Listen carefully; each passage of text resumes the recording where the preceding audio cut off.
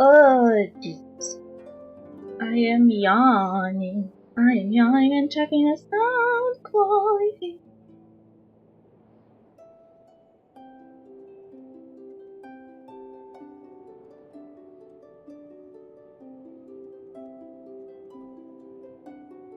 So far, so good. But if you hear any weird sounds from the mic, please tell me. Because I will need to beat the mic into submission. Yes, this is what I do. And engage in violence against the equipment. But what can I say? Violence always works best on IT equipment. That's weird, but you know, old habits die hard, especially if they work.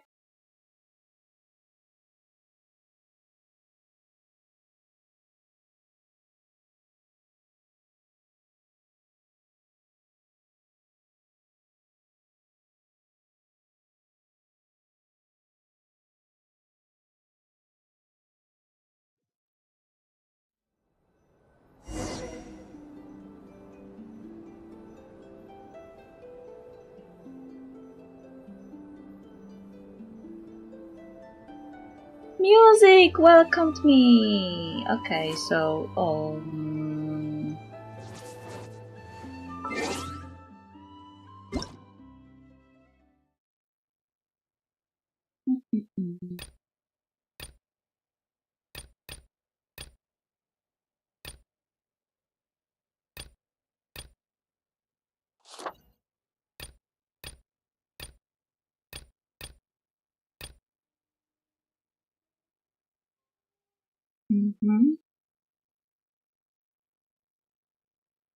Wait, it goes today at 19.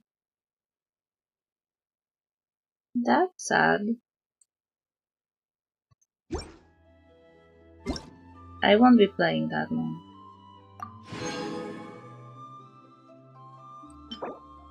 Oh, kitty!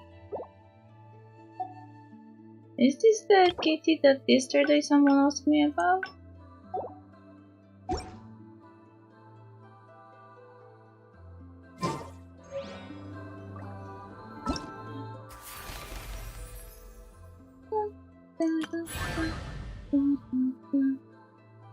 The Doko blow up erratic bomb Bonanza.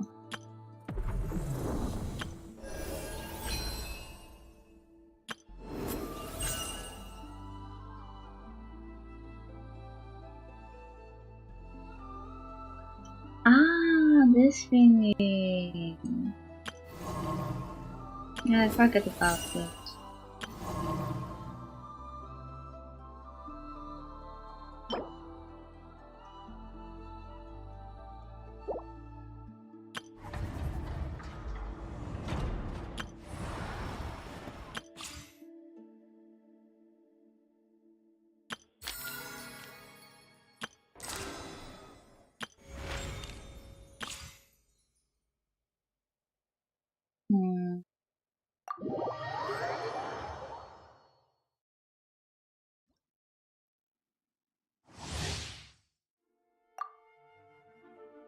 Oh, they added this.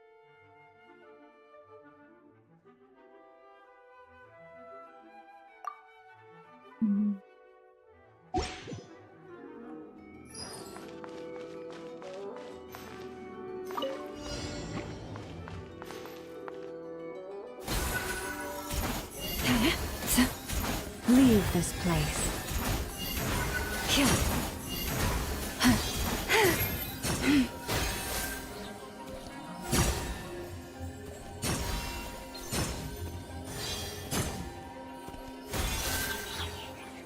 With one heart, we pray. Receive my blessing.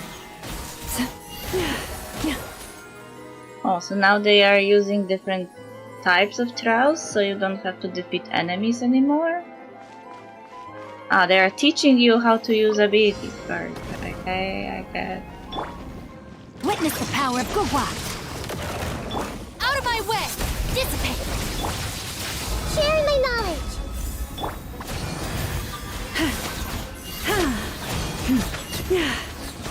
You support soft around.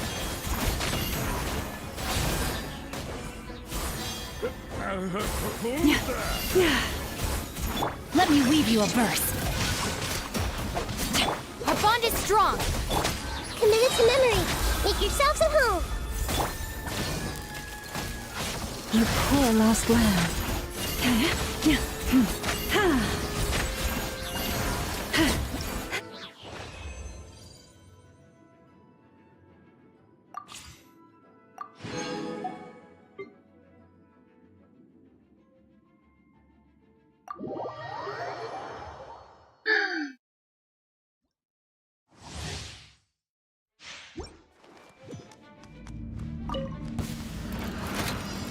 Sharing my knowledge.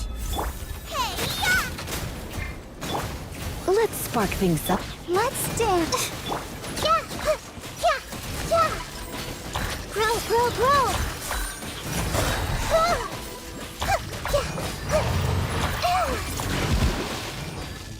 Yeah.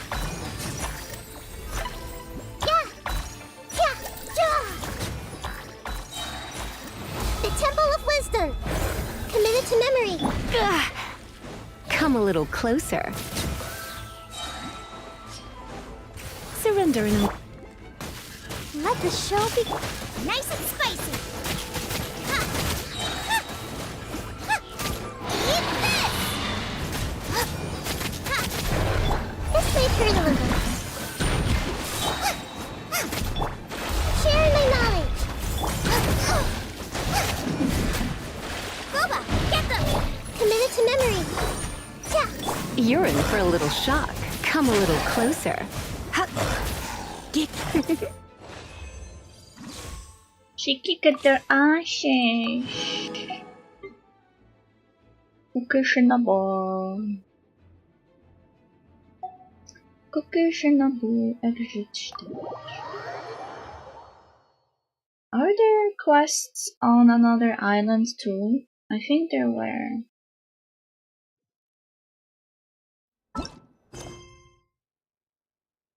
World quest east of the moon, west of the sun.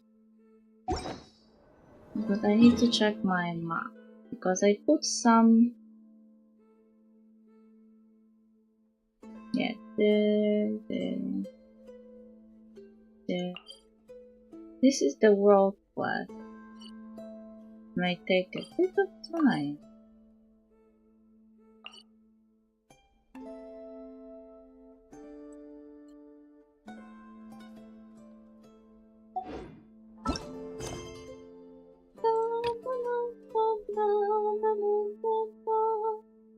What? This is a world quest of this, but I am crafty. The children be up to.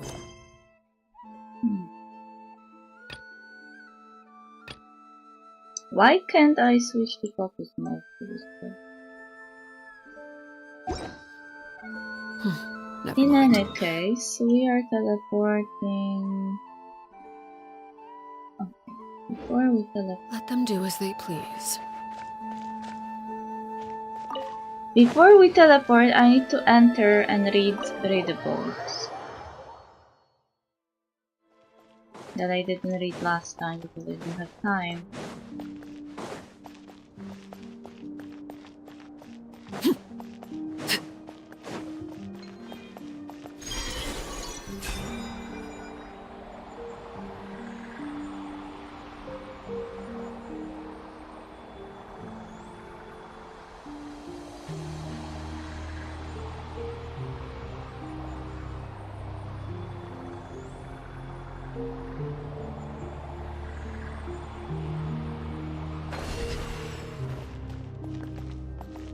Okay, readables. Letter for Isla. Dear Miss Isla, I'm truly sorry that I was unable to stop Miss Alia in that moment, yet it was through her noble sacrifice that we ultimately thwarted Rotwang and prevented the loss of countless lives. Now I finally understand why she pretended to be my close companion. I hope to speak with you about this in greater detail when next we meet, though perhaps by then you already know more about all this than I. I shall not presume to judge, nor shall I attempt to alter your opinion of her. but I ask if nothing else that you allow me to honor Miss Alia's final wishes by sharing her words with you. She asked that I render all possible support to you, which I surely will, you are my benefactor after all, and that I relay this only as she spoke it. She hoped that you would go on to live a life of happiness and freedom. As for the arrow of Terpike Raunas, you mentioned in your last letter, if it truly holds the power to dispel the pitch-black calamity, and if you are willing to share it with such selflessness, then on behalf of the people of Notcry, please accept my deepest gratitude. Should, as you foresee, Rotwang indeed rise again from the pitch-black pole, then our successors, an order I am considering naming the Lightkeepers, in honor of the flame you have kindled, will stand ready to vanquish the threat once more, armed with the technology you have so generously gifted us. We can speak of the details in person whenever you're free. I understand all too well that after Lovia's passing, the Frostmoon Scions have been left with countless matters demanding your attention. Yours sincerely, Solove.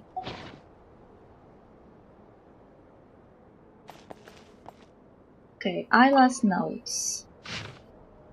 I told a lie just like Lovia did, and just like my sister did, I said no when Mr. Solovey asked me if I felt any hate. But how can I put the hatred in my heart into words? How would someone as kind and sincere as he is ever understand such horrifying malice? No, I cannot think this way, and no one needs to know. Mr. Solovey does not need to be troubled with such trivial things. No one is obligated to bear the weight of another's suffering which they have not experienced. And even if he truly were willing to listen, and even if his kindness were to move him to tears, what would it change? I would only end up bringing needless pain to another tender heart. In the past, the present, and the future, across the countless threads of fate that Lovia once let me glimpse by mistake, the only ones who shed tears for the misfortunes of others are kind souls who ought to be smiling instead. And since the sublunary sphere has always been one where good is repaid with cruelty, the least I could do is spare him a sorrow that does him no good. Once upon a time I despised lies, yet now I find myself speaking them with keen intent. Maybe death of the past dozen years or so has been punishment for this very moment. But that does not matter anymore. From the noble lady of Salt to the scions of Burabad's genie, there have been plenty of instances where the innocent have suffered the gravest of punishment, let alone a sinner as steeped in as I am. If the silvery white thread has already found its way around my neck, I may as well bear the weight of still more unforgivable sins by myself, so that the children who remain untainted may be spared.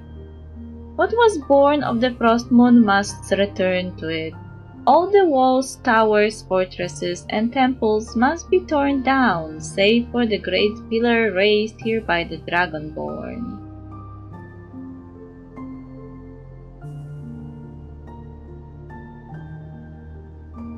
So this is made by a Dragonborn. That is the sacred sanctuary where our ancestors found refuge.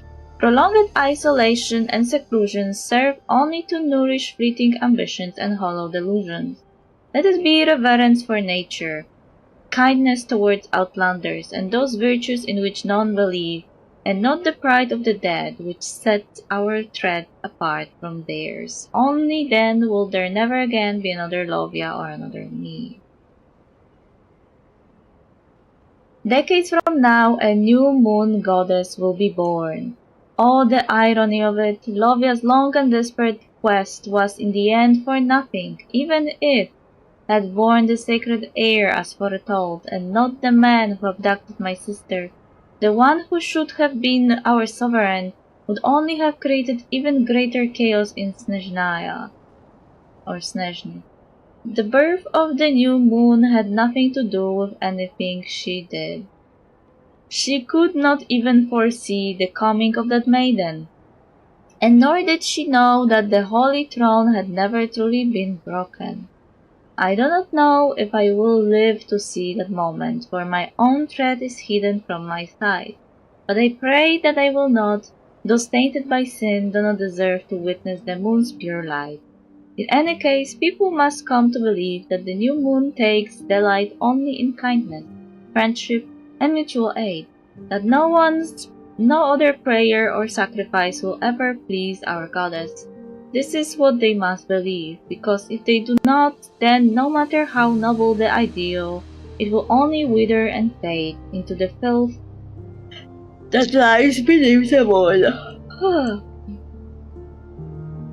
The threads of the gods are too bright for me to follow, and I cannot see where she is headed, but at the very least the first moon scions who have been redeemed in her name must ensure that the power of choice remains hers alone.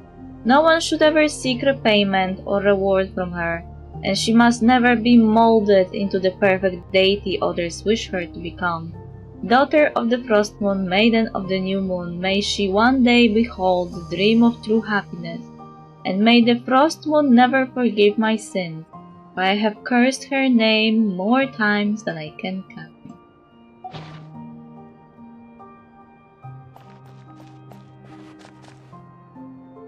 Letter for Lovia. To the most holy and venerable Lady Lovia, I pen this letter to account for the tragic event that transpired earlier. You asked that I send people to welcome the Holy Lady, and I did exactly as you instructed, but that poor girl, alas for her great beauty, failed to grasp the kindness behind your gesture, and seized by some terrible impulse, she took her own life on the spot. For this terrible, irreparable loss, I can offer only my prayers. I pray that your compassionate goddess may ease your sorrow and keep your noble heart from breaking despite the weight of this grief. Regarding the Sampo meal mentioned in your last letter, I am truly grateful for your openness and trust. Like you, I remain uninitiated in the true workings of the sacred relic. Yet on this matter we are of one mind. We must find another way to rouse this ancient relic and forge a paradise, an Elysium of enduring prosperity for the people of Notcry, especially your noble kin. From this moment on, I shall dedicate myself wholly to uncovering the secrets that lie within the relic. As for the remaining matters, both more trivial and complex, I hope to discuss them at greater length with you soon. Until then, I ask that you accept this modest gift as a small token of my regard and a gesture of sympathy for the loss that had touched your household. Please know that I hold your noble character in the highest esteem, even at the court of His Majesty the Beli Tsar. It is rare to encounter a lady of such uncommon foresight and deep devotion to the greater good as yourself, not to mention one who so willingly places the well-being of the nation and her people above personal sentiment. Our positions, interests, and aspirations are most closely aligned. As such, I greatly look forward to our future joint endeavors. Your ever steadfast friend and ally, Rotwan. Why is this letter here, though? Wasn't he like an enemy?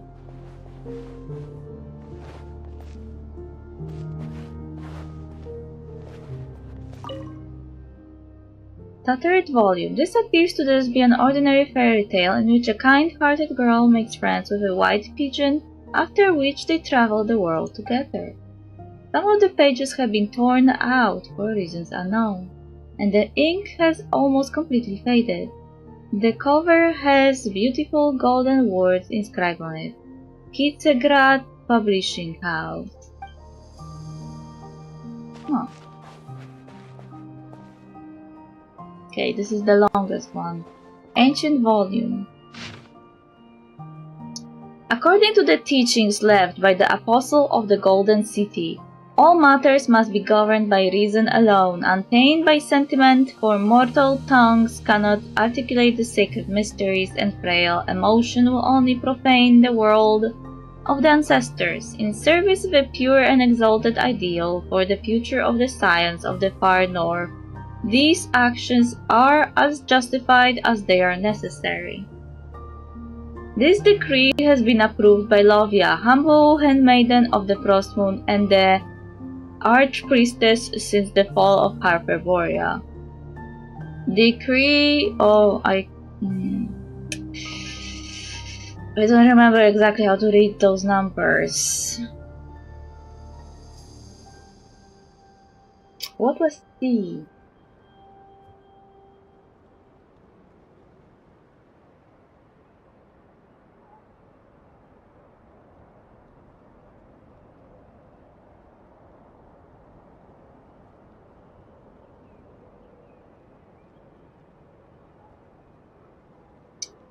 Decree 963, I guess.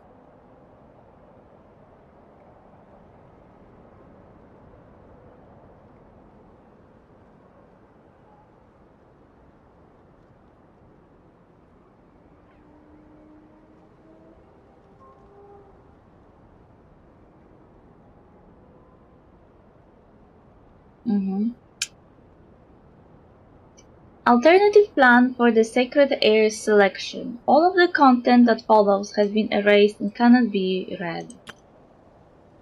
In accordance with the teachings of the Apostle of the Golden City, all matters concerning craftsmanship and secret rites must be recorded without the taint of personal sentiment, for mortal tongues cannot articulate the secret mysteries, and frail emotion would only profane the words of our ancestors.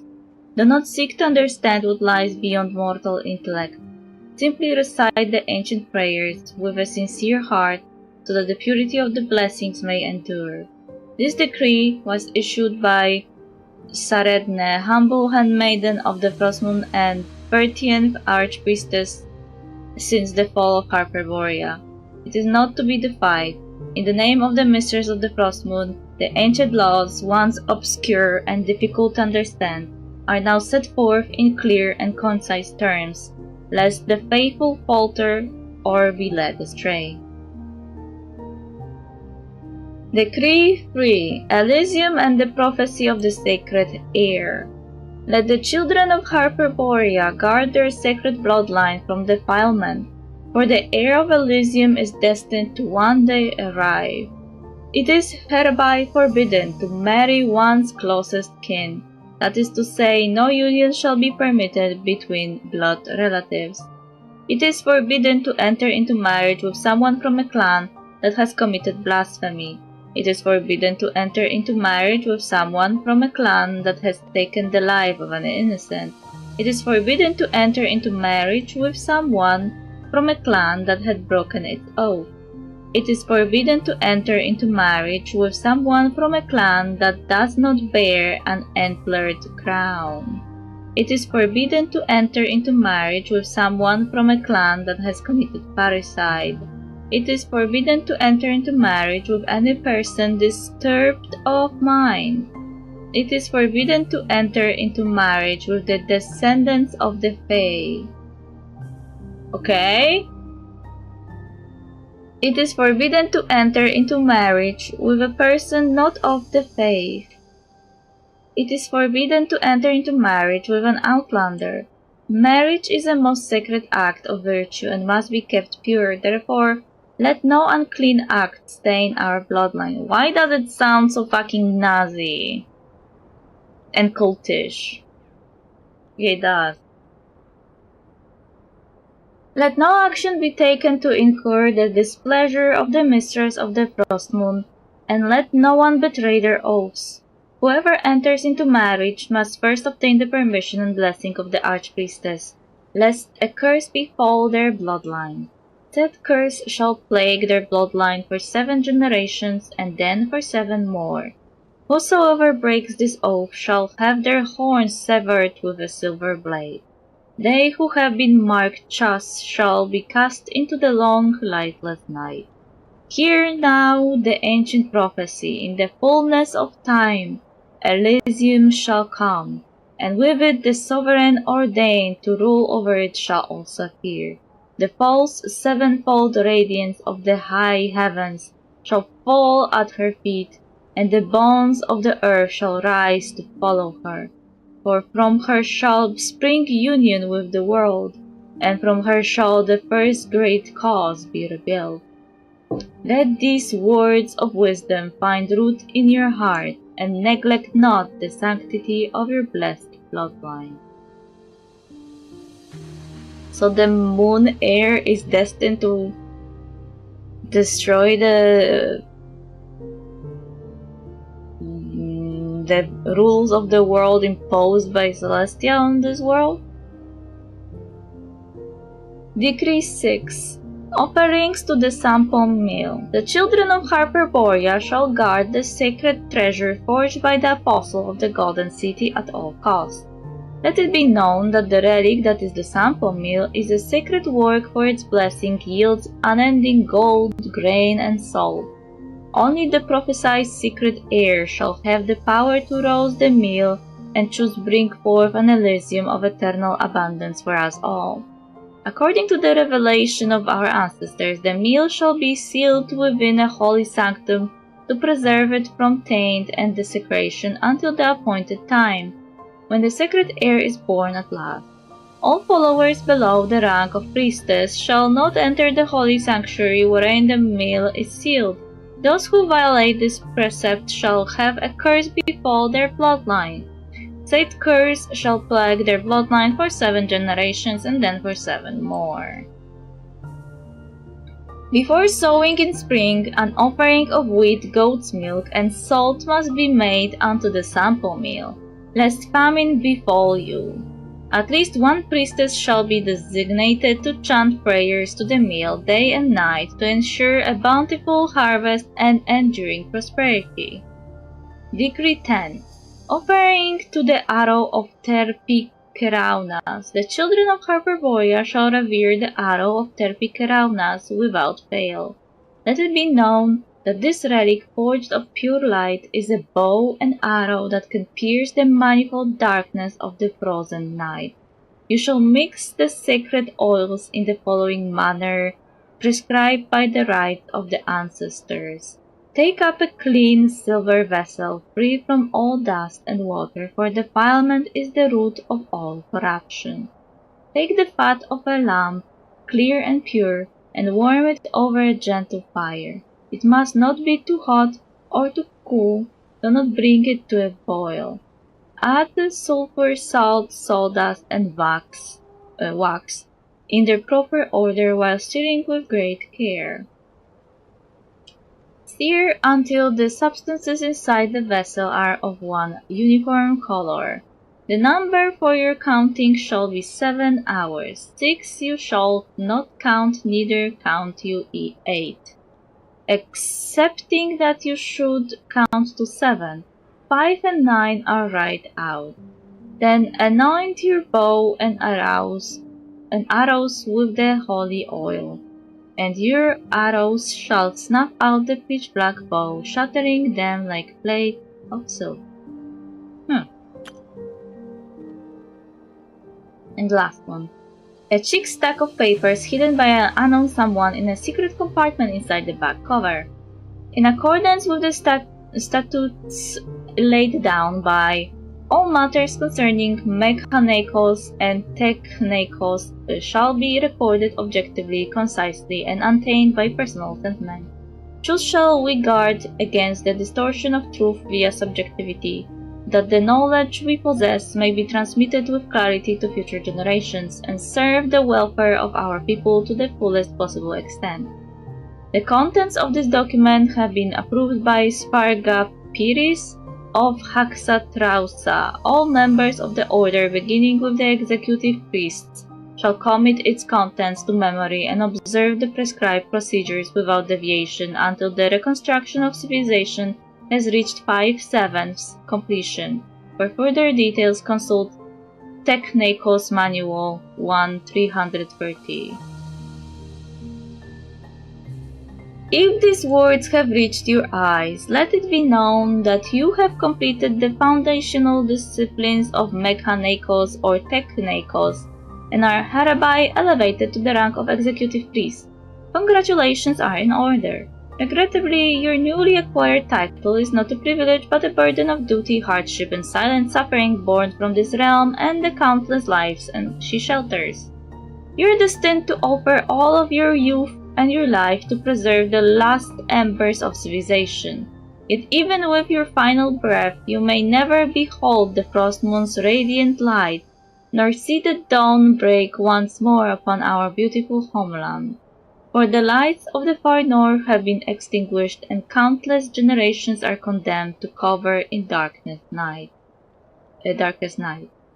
No miracle has ever graced this tainted sublunary sphere, and tears have never delivered our kin from sorrow. Then what purpose, if any, lies in all that you shall do from this moment hence? I suppose, then, it is for an ethereal dream, a dream of countless tomorrows, for an infinity of futures yet unborn. Only through our blood, our tears, and our toil shall our children be granted the chance to behold the glorious era and the lost Elysium we once knew. On that day none shall weep for suffering, nor fear hunger or cold. All beings shall love one another as brothers and sisters, and all shall dwell in joy and peace. This shall be our final and greatest dream, that our kin shall no longer be mired in superstition and barbarism. For the hope once envisioned by gods and mortals alike, we must push forward. There is no path but through. Sear these words into your mind before you proceed to read the assessment records and operating procedures. Hold fast to our dream of tomorrow, and let not its light be dimmed by the dust of neglect. Sparga Piris of Haxatrausa, acting Archpriestess of Hyperborea. Protocol 3. Final Evaluation of Bloodline Selection and Purification. Upon evaluation and confirmation by the acting Archpriestess and the Senior Executive Tekanekos Priestess, the Seed of Life project from the Hyperborea era, henceforth referred to as the Sacred Air Project, has been deemed to no longer be viable within the bounds of its original planned parameters. The priest who led the project, Vinda of Hidham Trausa, has passed beyond, and the essential technikos processes and mechanikos apparatuses required for its continuation were lost in the fall of Hyperborea. These include, but are not limited to, the process of cutting and modification, the process of creation and reconstruction, the end processes which were of the Fae, the adaptive editing process. Why does it sound like some DNA editing technology? Like CRISPR. The aforementioned Tekanekos processes are at present irreproducible. After due deliberation, the following alternative protocol has been deemed acceptable. The purification of existing is to be performed through controlled artificial selection, using methods primitive and inefficient. The phenotypic stability of each generation shall be recorded. Then from this data, the most suitable pairs for union shall be identified, and non-coercive means employed to persuade the parties to join in the union. So they were doing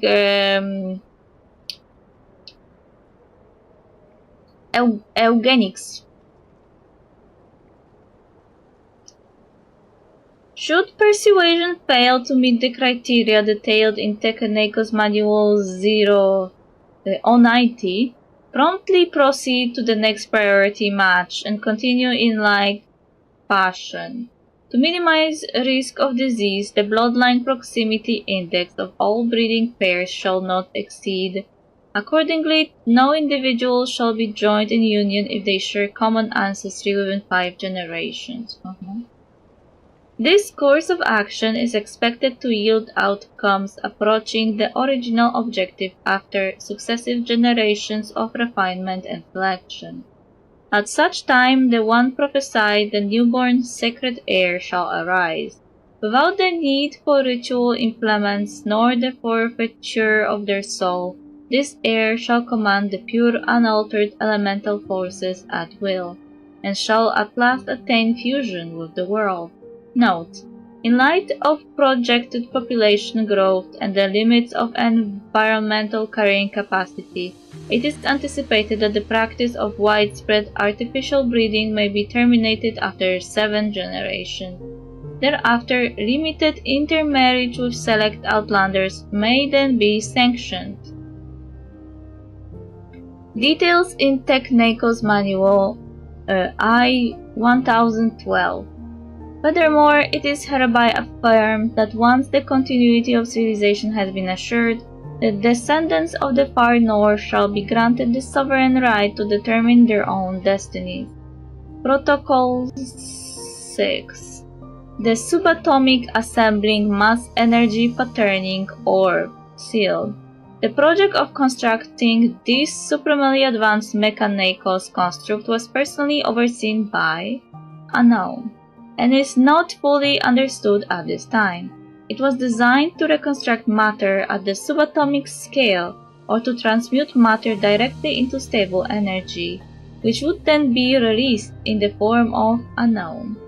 Of all the known highest-tier Mechanicos constructs dating to the time of Hyperborea, only the Subatomic Assembling Mass Energy Patterning Orb, hereafter referred to as the Sampo, has endured to the present age. Its structure remains largely intact, granting it immense symbolic significance. However, a formal evaluation by the acting Archpriestess and the device in its current state is no longer functional.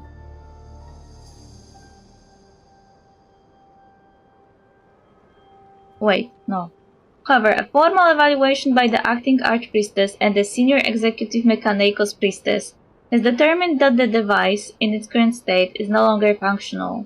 The collaborative control module connected to the device was lost during the fall of Hyperborea and cannot be replicated with existing technologies.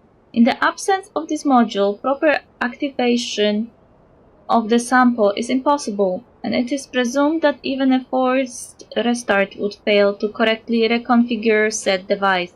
Refer to appendix for more details.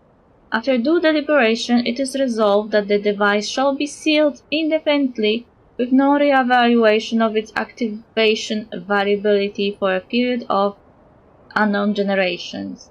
All personnel without explicit authorization from the Archpriestess may not breach the seal.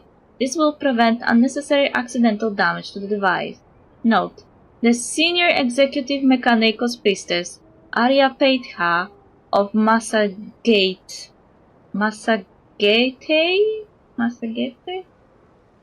I don't know how to read it.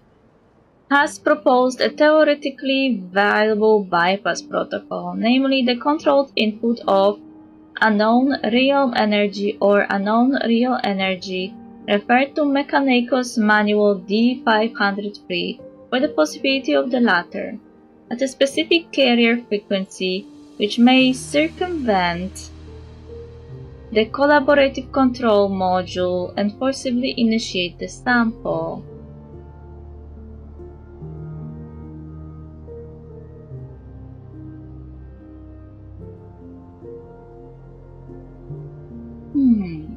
I wonder if this is what we did in the quest. Upon formal evaluation, however, the proposed method was determined to pose unacceptable safety risks, with the probability of system destabilization and ensuing exceeding. In light of these findings, the original decision shall stand. Protocol 10. The Arrow of Terpikeraunas. The subject of the project is a low-tier Mechanicos device of the Hyperborea area, designed to solidify realm energy into a semi-crystalline polymeric form. Once stabilized, the material is subjected to a high-frequency spiral acceleration and subsequently launched, thereby surging a designated area of realm energy contamination. Purging a designated area of realm energy contamination. The acting Archpriestess and the senior executive Mechanicos Priestess have jointly affirmed that the device This remanufacture is viable. This work shall proceed under the oversight of Senior Executive Mechanicus Priestess Arya Peita of Masagati, with the prototype device projected for completion within standard quarters. Upon completion, the prototype apparatus shall be subject to regular lubrication with ointments to prevent avoidable safety incidents. Refer to Mechanicus Manual D306 for more details. Okay, so this is the original document, and this is like the interpretation of the people that lived here. Like the rules of marriage and stuff, it's all part of this original project to save the Hyperborean civilization or something. Did you have something to eat or drink yet? Yes, I did.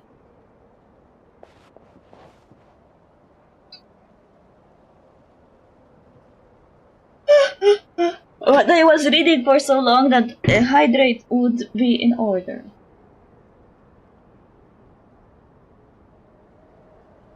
Because I was reading for 50 minutes. That's a long time.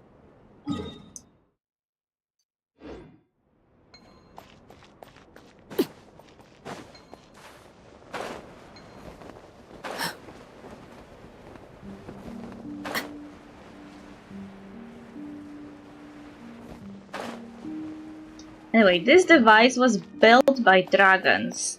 So I wonder, what is the relation of, what is the relation between the dragons and...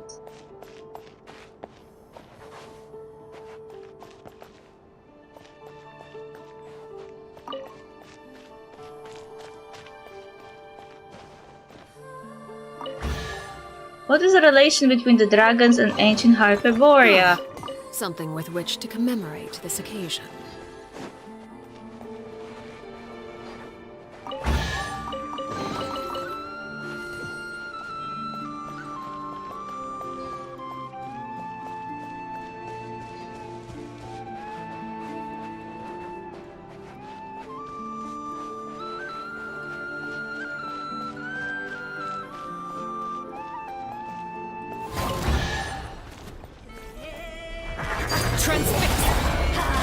Teamwork is strength! The night is cold. Cold. Learn to Rain cutter!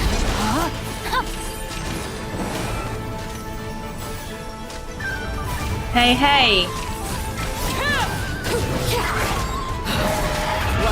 Let's light it up! It's a miracle! This is where you fall. Laid bare. I'm going in! Not now. No, my sword!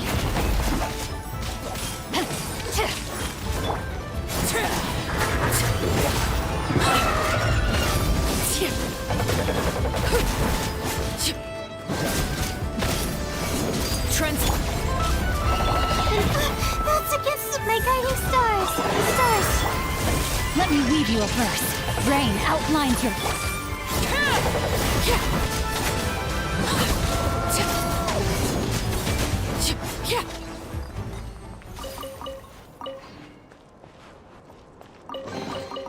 An impressive bounty.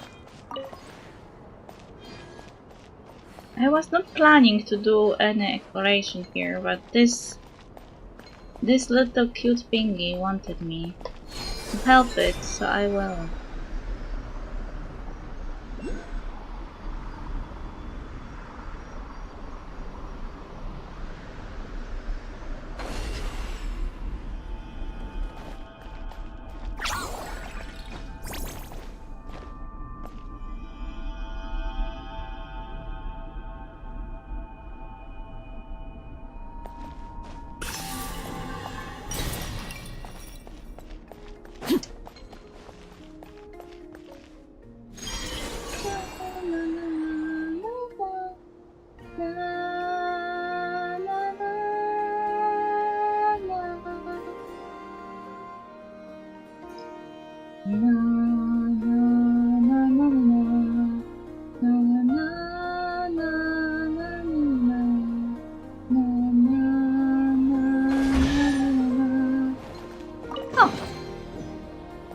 Okay, this is actually helping me because I wanted to get to this area to unlock the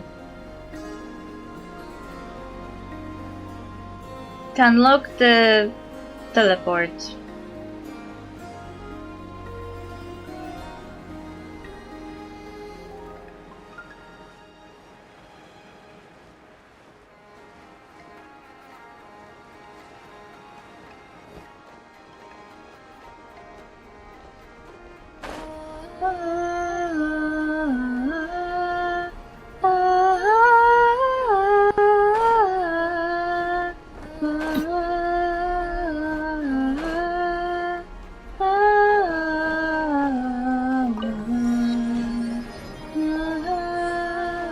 Thank you.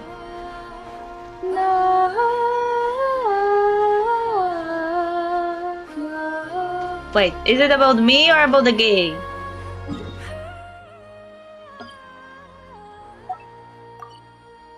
Okay. Now we can go do this quest that I was supposed to do. But I went back to reading the lore because last time I didn't have time to do that.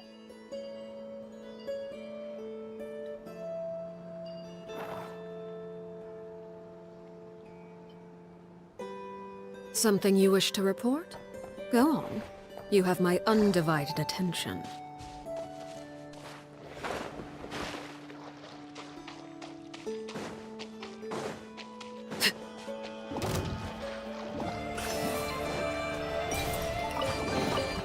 An impressive bounty. Adventure time. Teamwork is strength. The night is cold. No, my sword. Overruled. Witness my rise. Transfixed.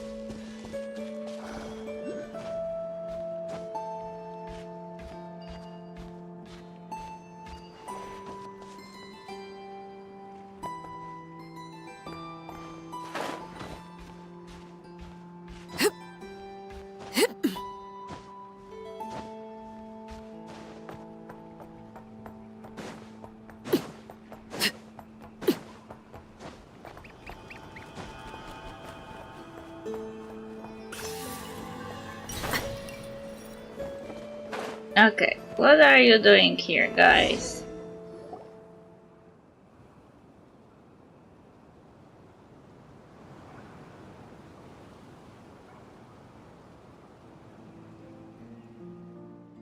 So it's a tragedy, isn't it? He gave up the reward, and when he returned home, nothing was the same. Danyusha Shesternin. Zorik Shesternin. Why tell the story of a fool like him? If it were me, I would have stayed on that island. Apples aren't my favorite, but that would hardly be an issue. Tolfin, looks like we have new friends joining us. Aha, this is a nice place to rest. Are you all telling stories? More people. Zorik, be nice. Sorry, he is probably feeling unwell. Been like this since we left Novokitzegrad. Let us introduce ourselves first. I'm Tolfin, as you can see. I deal in little odds and ends and tell a few stories. You, of course. Okay, thank you. These two are Mr. and Mistress Shesternin, who are on their way back to Novokitzegrad from Nasha town, I believe. This trail is a tough one. Brave of you two to make the attempt. Ah, We have our reasons for coming here, but that's personal and a long story, so let's leave it at that. It's our turn now, right? Paimon is Paimon and she's Lumin. We are adventurers just passing by. Oh, then you must have heard of Reed Miller's great treasure. They say that the key to unlocking its secret lies within the 5 proofs of the cognoscenti. Treasure hunting is in the blood of an adventurer. Speaking of that, I've told many stories about Reed Miller, and I was fortunate enough to lay my eyes on a proof of the cognoscenti. One of them was even found by my friend. Coincidentally, this very spot we are resting at was built by the friend of mine. Knowing him, the proof of the cognoscenti might very well be here. Are you talking about Papa Wrench? Oh no, oh, it appears my friend is quite famous. Back then he was traveling between the islands with a caravan, and as it happened, I would have some dealings with them. Come to think of it, his story is quite extraordinary. Although he lost his memory due to an accident, his skill in crafting and maintaining machinery is as remarkable as ever. And the very accident that caused his memory loss, that shipwreck from many years ago, I'm sure you have heard of it too, Mr. and Mistress Chesternin. I believe him to be a survivor of that incident. Could there be such a coincidence? Zorik survived that incident too, but my father wasn't as lucky. Danyusha, didn't we agree to leave all that behind? Also, she's the Danyusha. Yes, I know, but lately I've been thinking father loved us so much. Were he still alive, he wouldn't sit and let this happen. Are you two in trouble? Perhaps we could help. You? Right, you're adventurers. Then could you find the great treasure for us? Piece of cake. As long as the treasure exists, we'll find it, but we can't just let you take the great treasure off our hands for free either. Money, money, money. It all comes down to money in the end. Nothing is negotiable without more, is that it? Why are you suddenly so agitated? You're the one commissioning us to find something for you, so of course you need to compensate us. We enjoy helping others, sure, but it's not right to expect us to work for free. Working for free, the Papa Wrench I knew was exactly that sort of person. But how would he make a living like that? He was lucky that the caravan leader looked after him. If it weren't for that, I don't think he would have lasted so long. He only charged nominal fees for making and repairing machinery. Sometimes he even did it for free. He did the same when it came to teaching others about machines, sharing his knowledge without reserve. Oh, is this guy who taught...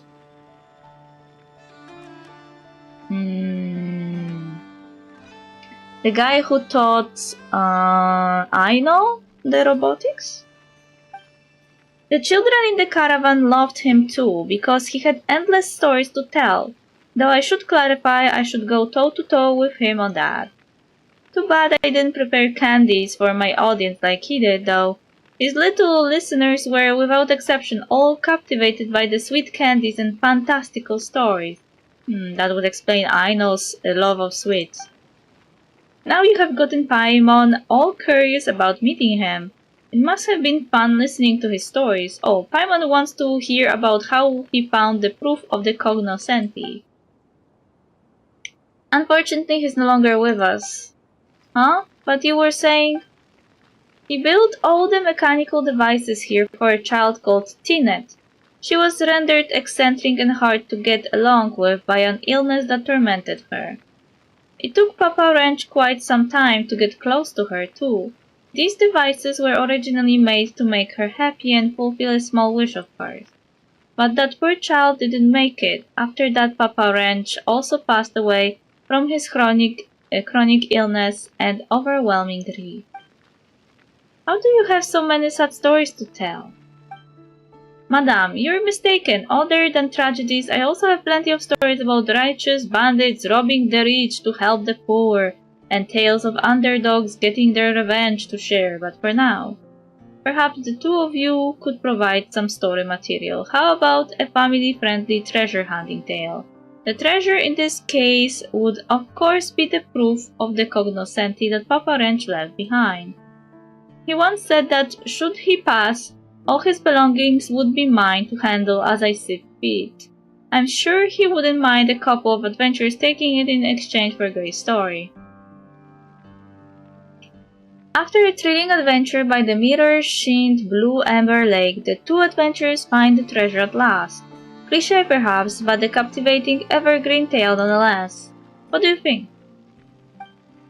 In that case, we would be happy to, but rather than our story, could you tell us more about Papa Wrench later? No problem. Like I said, all the mechanical devices here were built to make Tinette happy, according to Papa Wrench's vision. Tinette would need to go on a quest like a true adventurer. She would have to collect lots of Stella fruit, deliver them to Sergeant Octopus, and pass the trial to awaken Colonel Iron Whale. Then the proof of the cognoscenti would be her reward. That's all the hints I can give for now. If you two run into any difficulty, just think of this as extra spice in our story. It's alright, Papa Wrench wouldn't make anything too tough on purpose, right? This should be way easier than those mechanisms in the ruins. Alright then, show me what you're capable of. Sergeant Octopus has command over 2 areas, and you can start the challenge from either one. As for you, Mr. and Mistress Chesternin, since you're just passing through and don't intend to be held up by this treasure hunt, please excuse me if I accompany you no further. Of course, but we'll stay here for a little while longer. Do they want the treasure?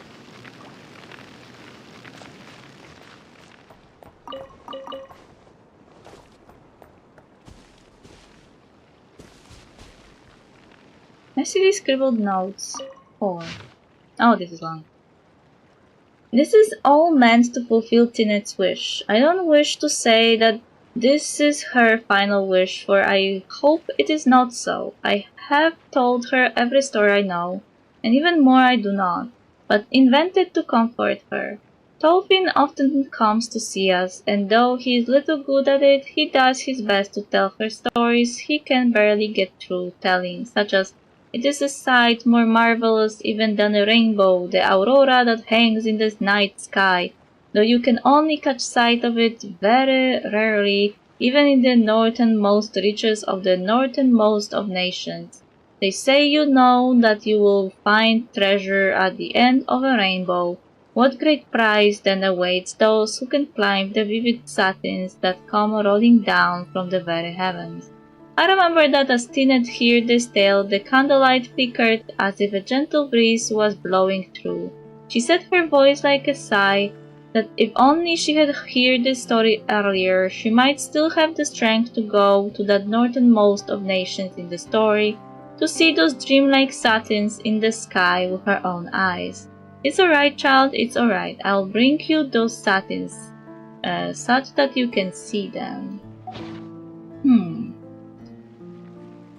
Did one of the machines recreate Aurora?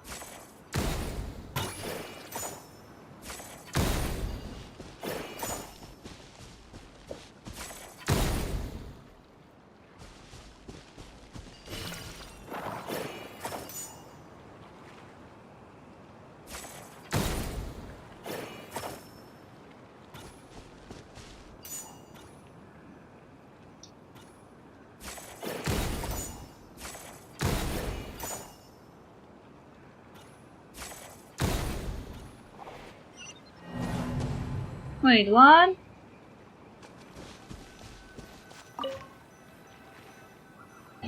Again.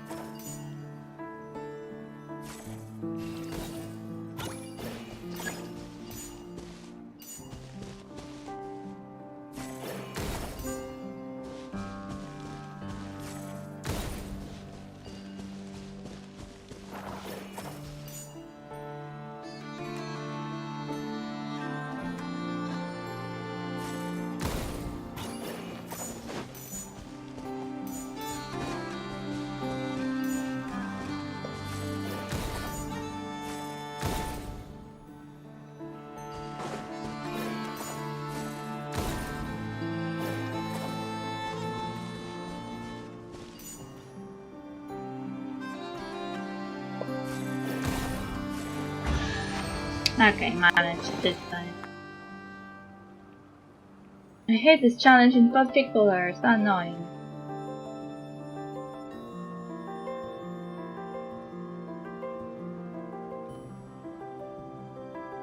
The challenge for kids, I guess.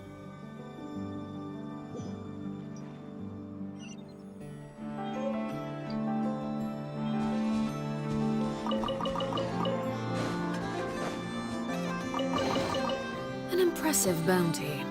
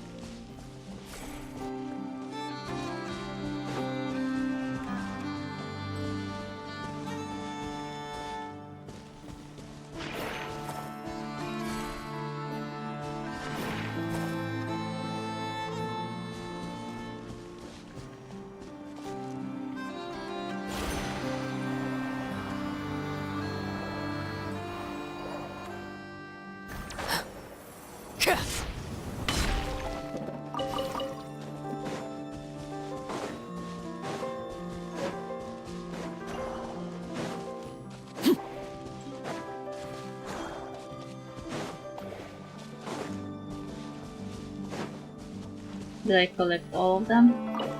Yes. Search challenge. I think I am getting the challenge now more than before.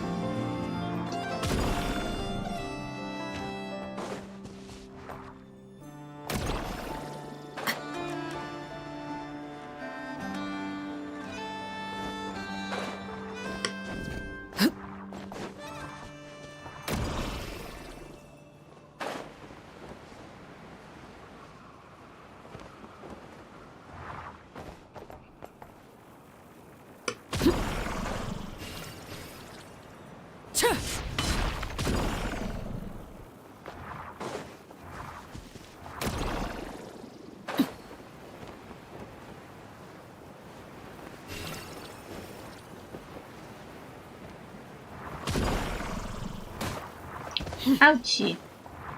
How dare you hit me like that?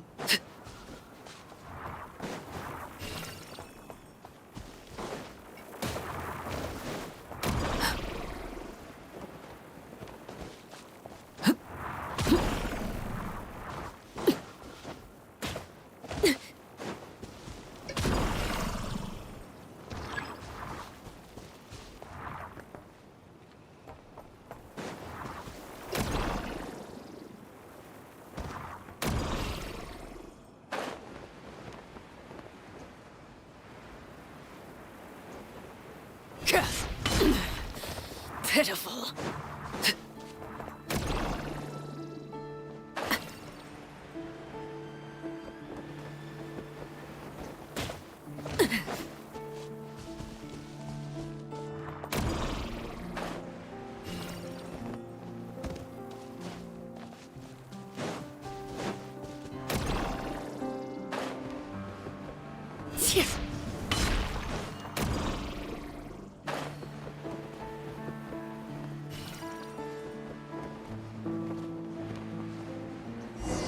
Perfect.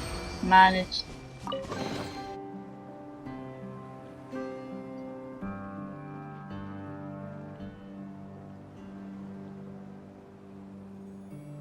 Power!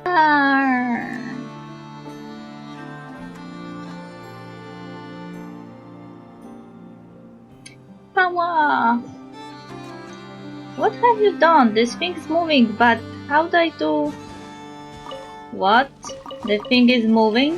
What is moving? Ah, something with which to commemorate this occasion.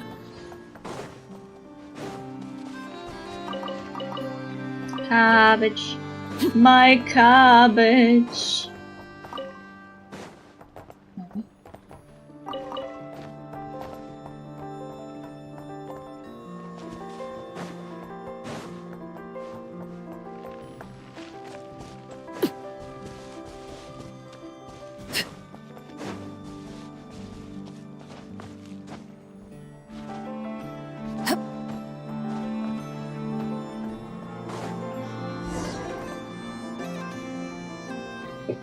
It seems the device for awakening Colonel Ironwell is missing some part. That figures. Even guarded treasures are coveted by others, let alone unguarded ones.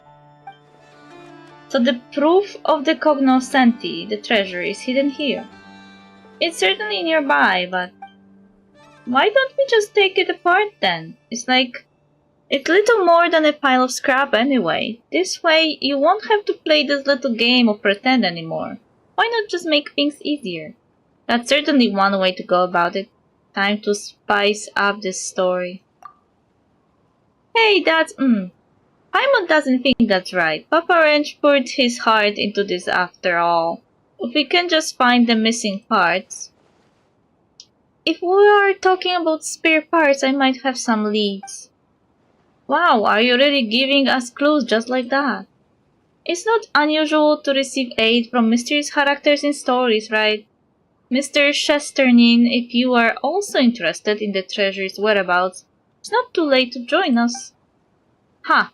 I am a collector, so of course I am interested in the proof of the cognoscenti, but I won't play along with your childish games. Well, you can certainly try to challenge Color Iron Whale your way. Let's see who can locate the treasure first. As for you, adventurers, please follow me. This guy is an annoying piece of shit. Just a hunk of metal. Well, someone built this hunk of metal. With love.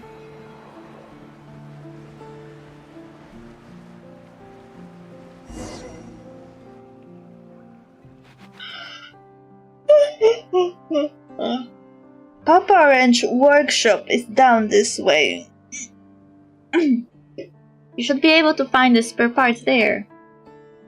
Then all we need to do is activate the lift, right? Paimon got this. Huh? Where's the lever? A weasel thief! Did it steal the lever? Well, this is unexpected. Don't worry, I'll handle things from here.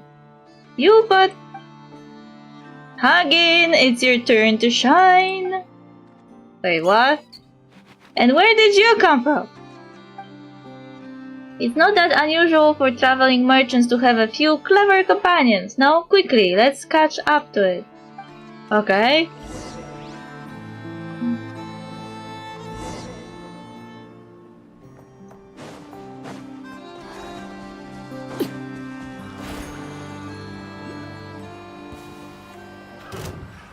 Another test subject. You're open, jab and cross.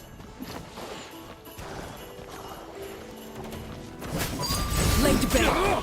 Get going in! Let's light it! Call it. Mine to command. Witness the power of Gugwa.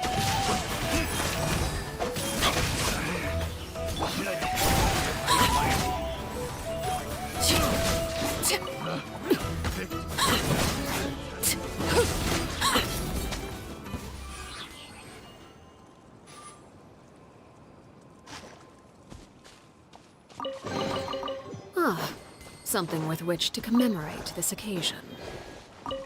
Never thief! I wouldn't forget you when there's money to be made. The intel is solid, but we might have competition. It's a blue amber lake. I'll scout ahead, you bring backup. I'm in dire straits right now, so I might not be able to give you your usual cut, but I swear I will pay you back double when things get better. Shush. Shush. Shush, shush, shush, shush, shush.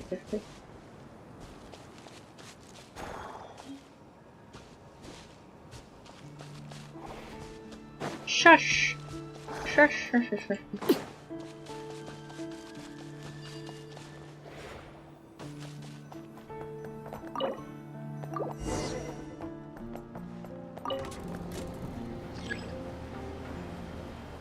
Yay! Hands of metal!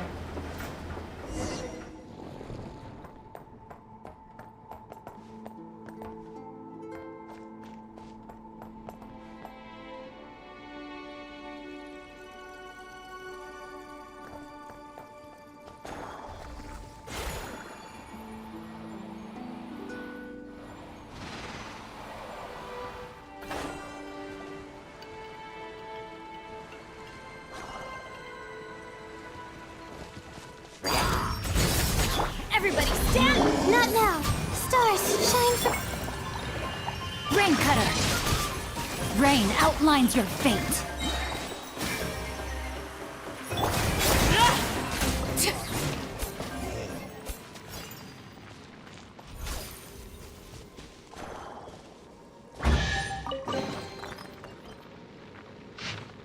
Messy scribbled notes. 3. Tina's illness has taken a turn for the worse. Daniel has taken her to see the best doctor we can afford, but to no avail.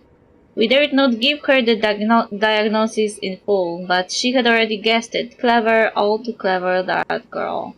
Sometimes I wish she were not so. Perhaps then a smile could yet prevail on her gowned face. Poor child! I know she has a difficult temper. Hello, Kinergy, how are you?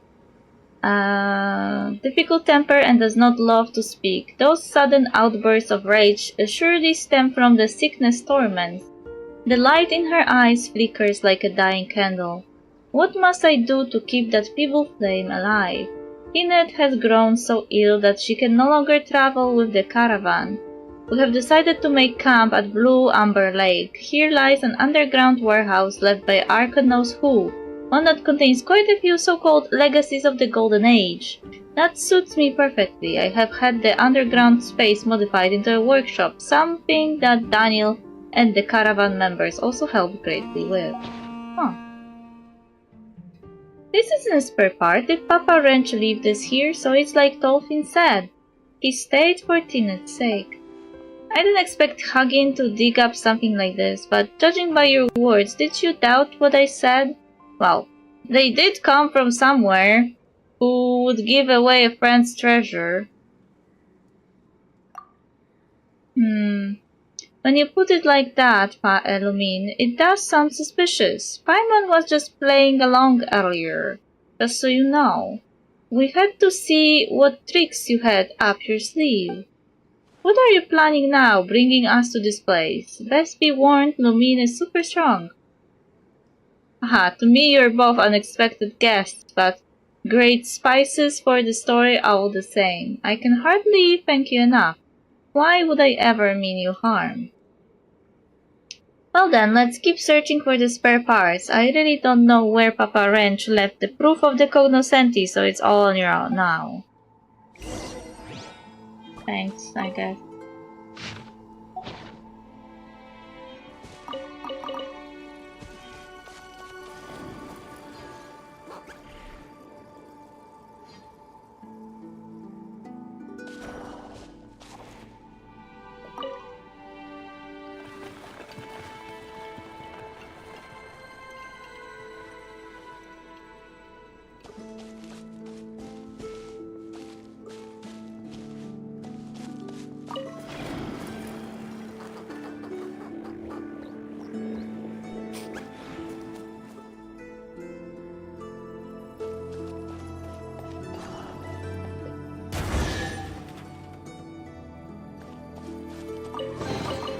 An impressive bounty.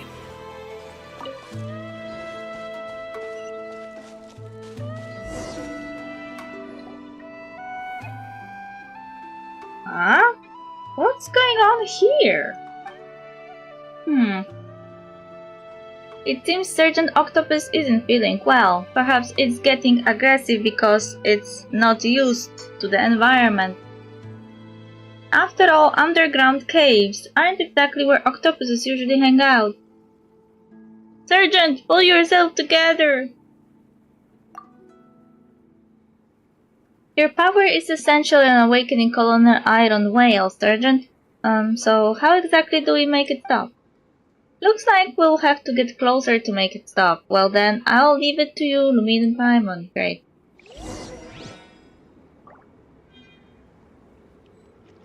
Always on my...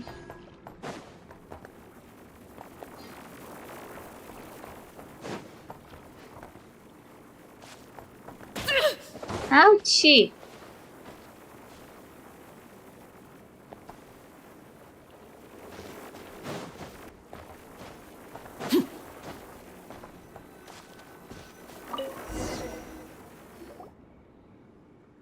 Phew, it finally stopped. Maybe this guy needs a demotion to Corporal Octopus.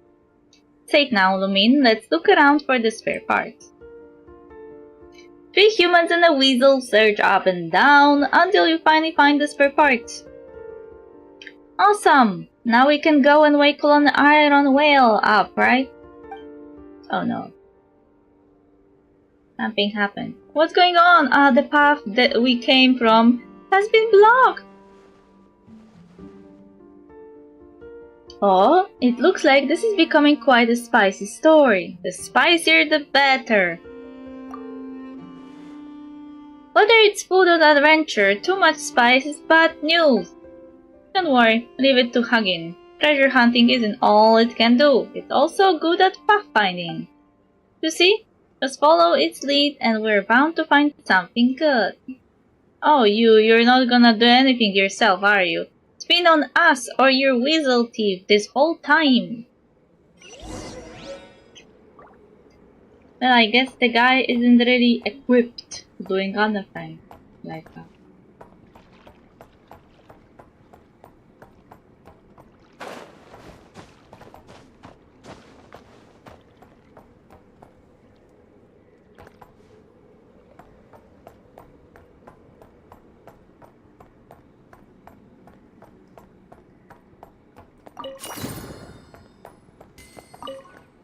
We found a page of the journal, messily scribbled notes too.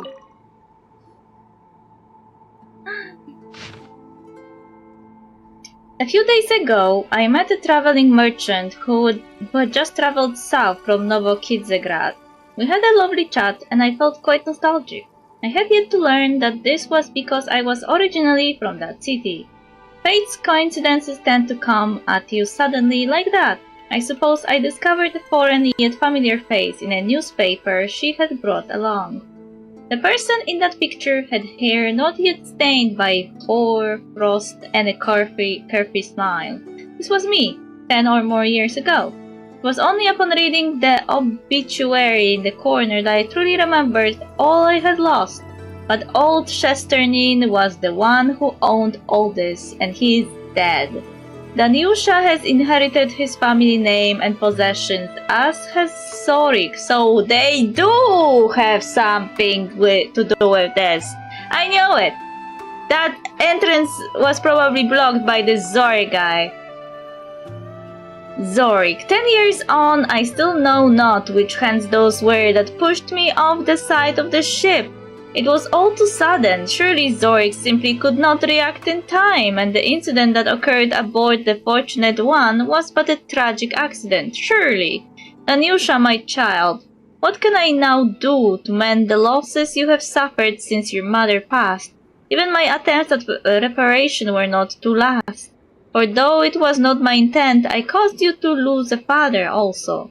There is nothing I can do for her now. Surely a visit from a dead man, uninvited, will not find any welcome. Same handwriting as earlier. Wait, Danyusha Zorik?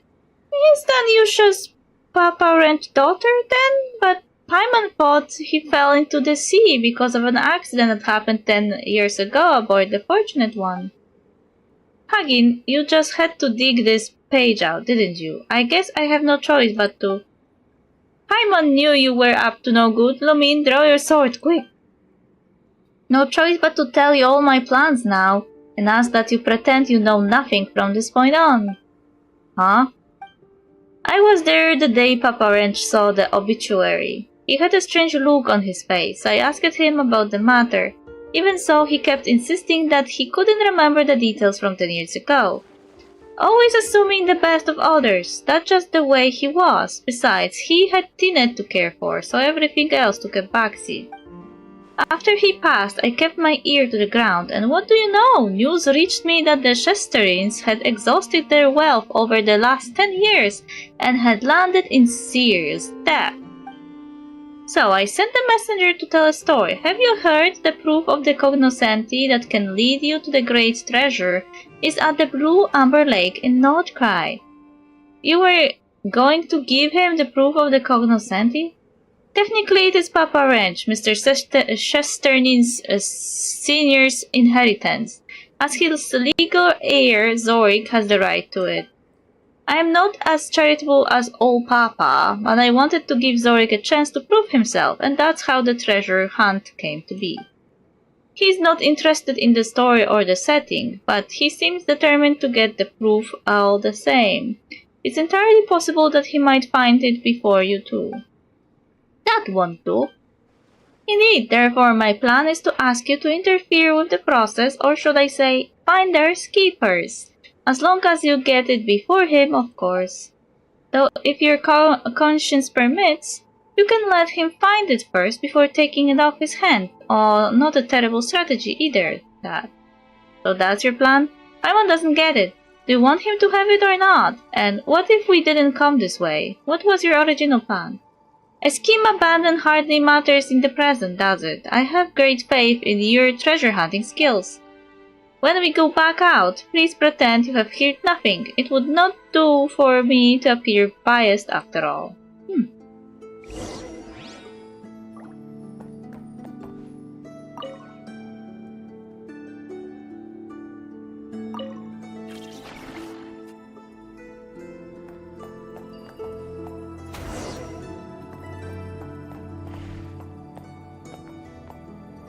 Looks like we're back on the path we came from. We should be able to get out now.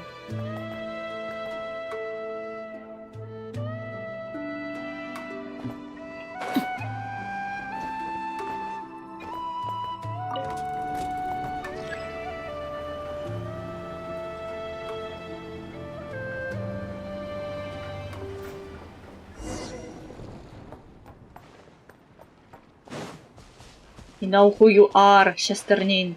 You're an asshole. Doesn't deserve this inheritance. Fuck you.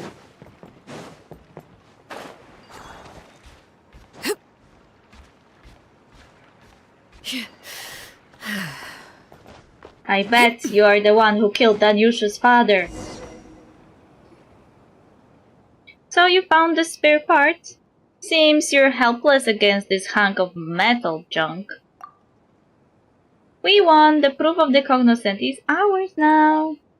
Well, congratulations, but are you really going to activate the device right now? This thing looks like it's been out of use for a while. There might be some malfunction. Mr. Chesternin, are you worried that such a malfunction might hurt one of us? How thoughtful, however. With the treasure within our reach, it would be too much to ask us to simply ignore it. Yeah, that's right. Lumine, let's install the parts and start it up right now.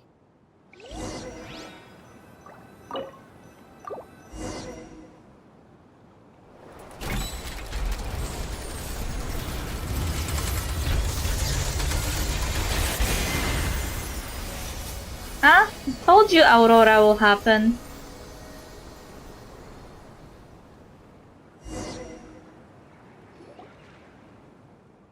This must have been the gift that Papa Orange wanted to give to Tinette. Shocking. Did something shiny just fly upward? Was that the proof of the cognoscenti? I'll go up and take a look. You can climb up that thing? Can we even call ourselves adventurers if we can't even manage that? Even if Lumine can do it, Paimon sure can. What reliable companions you are. Well then, I hope to hear good news from you soon. Maybe there are others.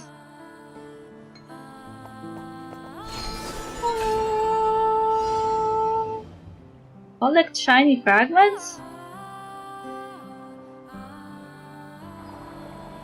Well, I will try to.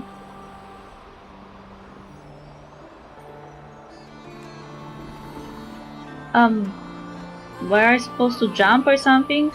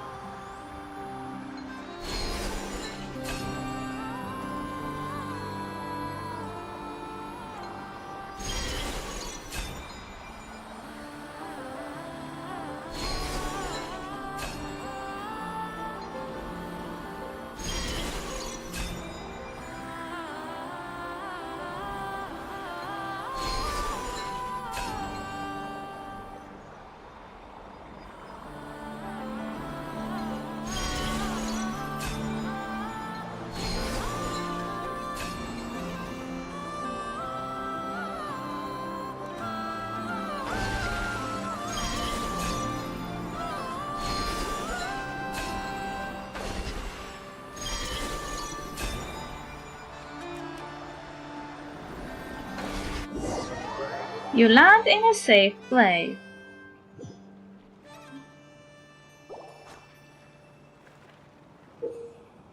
Oh, photo.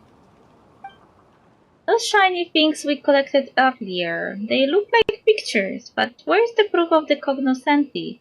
Paimon doesn't see anything like that at all. Maybe someone already swiped it.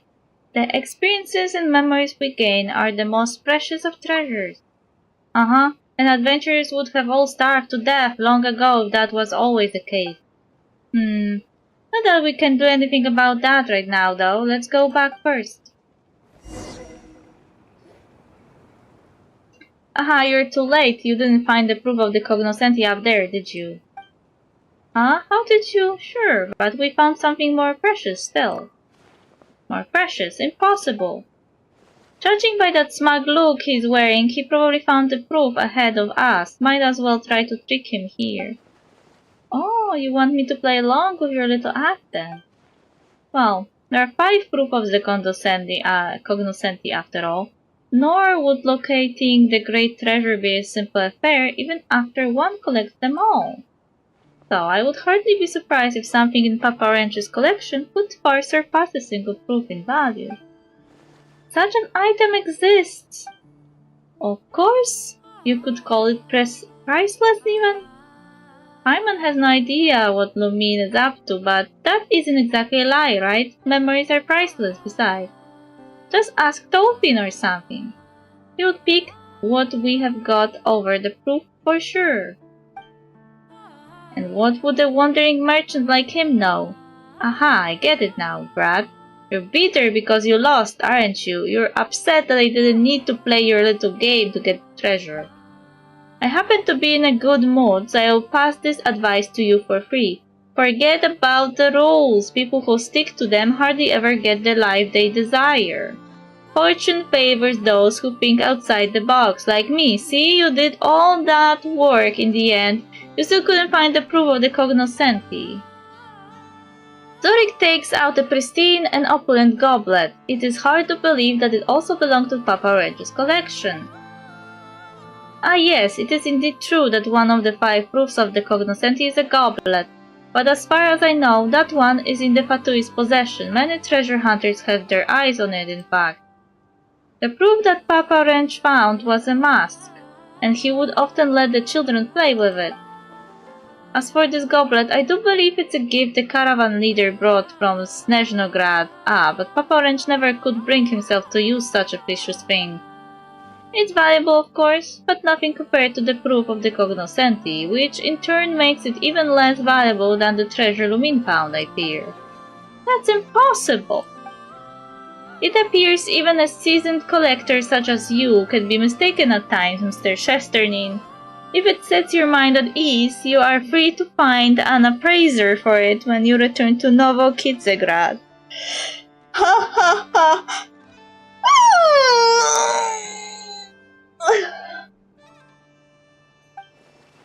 Where's the real proof of the cognoscenti then? No, forget that. What's the treasure you spoke of, kid? The one you claim is the superior find. You may have beaten me, but I shan't accept it until you have shown me what you found. Huh? That... The picture and memories might be priceless to Tolkien, but could we really say something like, this is the most valuable treasure without embarrassing ourselves? Hurry, Lumine, think of something. Since there is more to what happened aboard the Fortunate One 10 years ago, before we show you, take a look at this. You showed that picture from earlier to Zori. What is this trickery? Who commissioned you to do this? Was it that old man? Is he still alive? Where is he? So you are the Zori Papa Wrench mentioned? Papa Wrench. So he lured me here with a fake name so he can have his revenge, is that it? You think you can take me? Revenge? What are you talking about? Wait, so the one who pushed Papa Wrench off the ship was...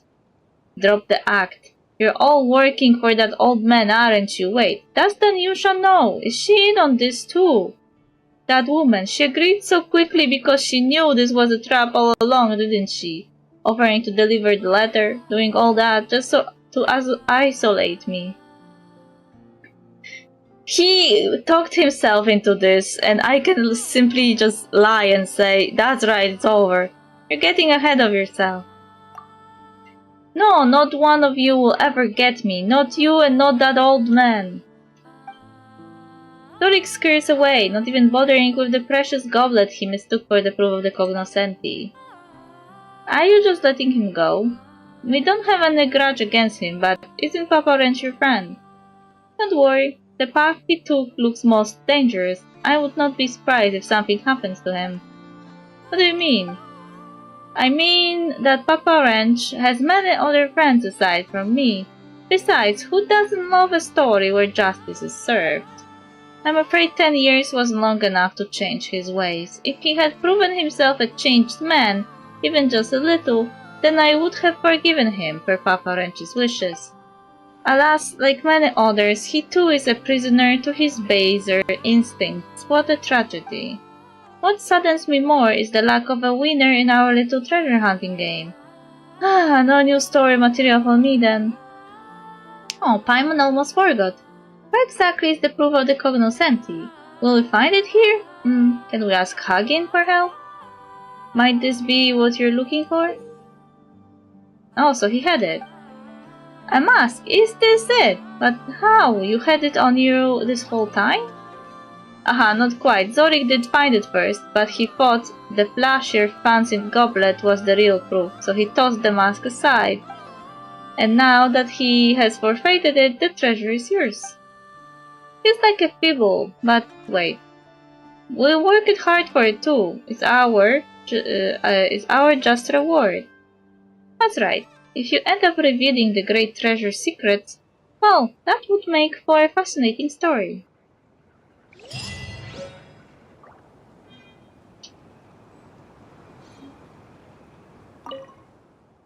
I guess I will come visit Colonel Iron Whale from time to time.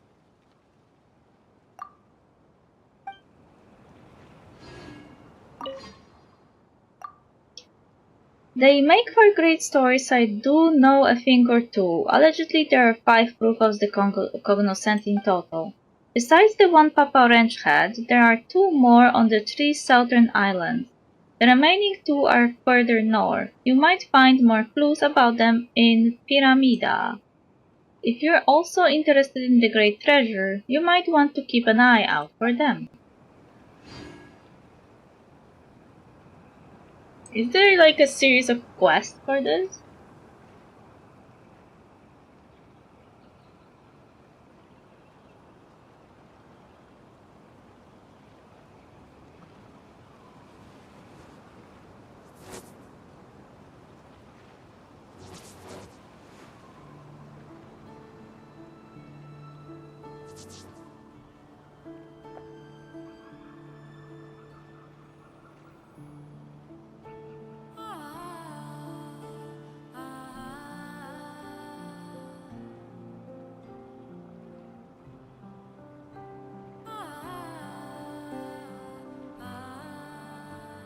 Okay, so What could the children be up to? we did one of the quests. There are Never 3. mind. Let them do as they please.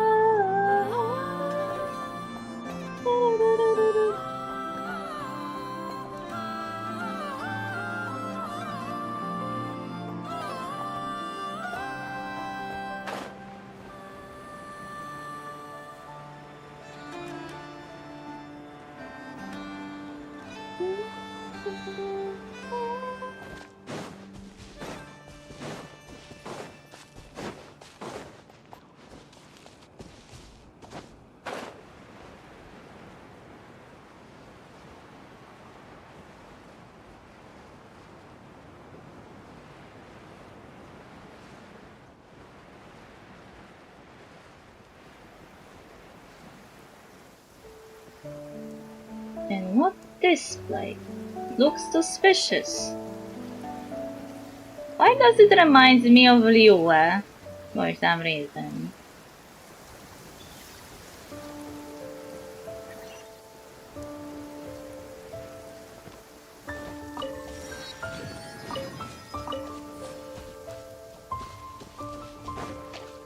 Is that a tree? It kinda looks more like a crystal, but it's not glowing at all. Yeah, it doesn't...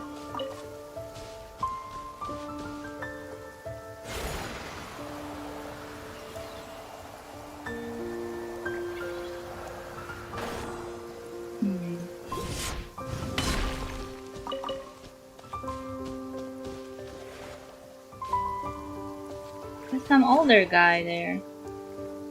Game, don't lag on me, please.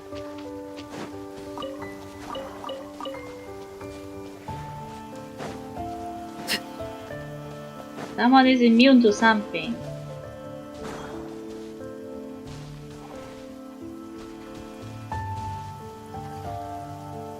Huh.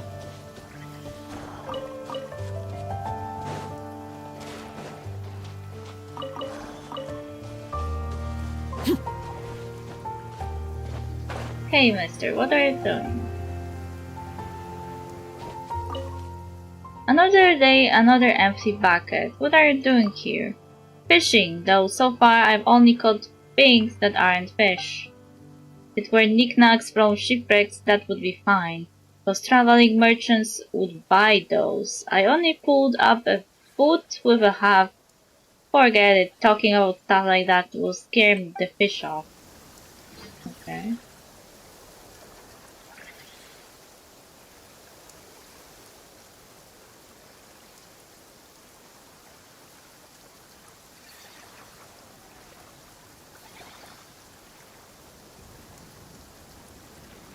Staring into my eyes is ill-advised. I can't promise you'll like what you see.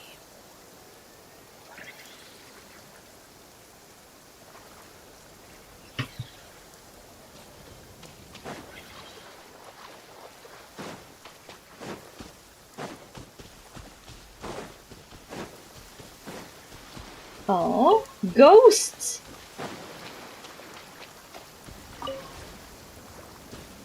Never thought we'll find proof of the cognoscenti in place like that. All thanks to Captain Gret here. Oh, Captain of the Outlaw. Okay.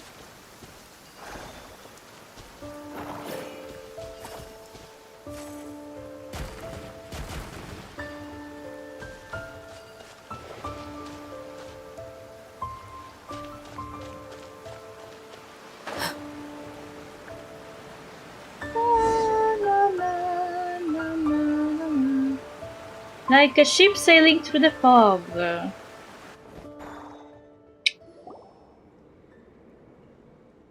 Lumin, do you feel okay? Paimon is getting a little dizzy over here.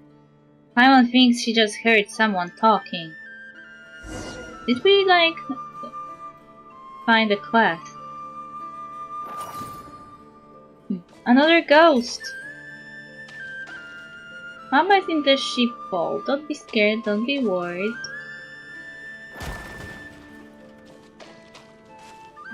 Big tattered claw.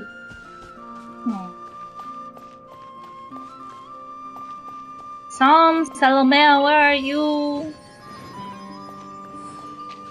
Sam, please say something, I'm worried.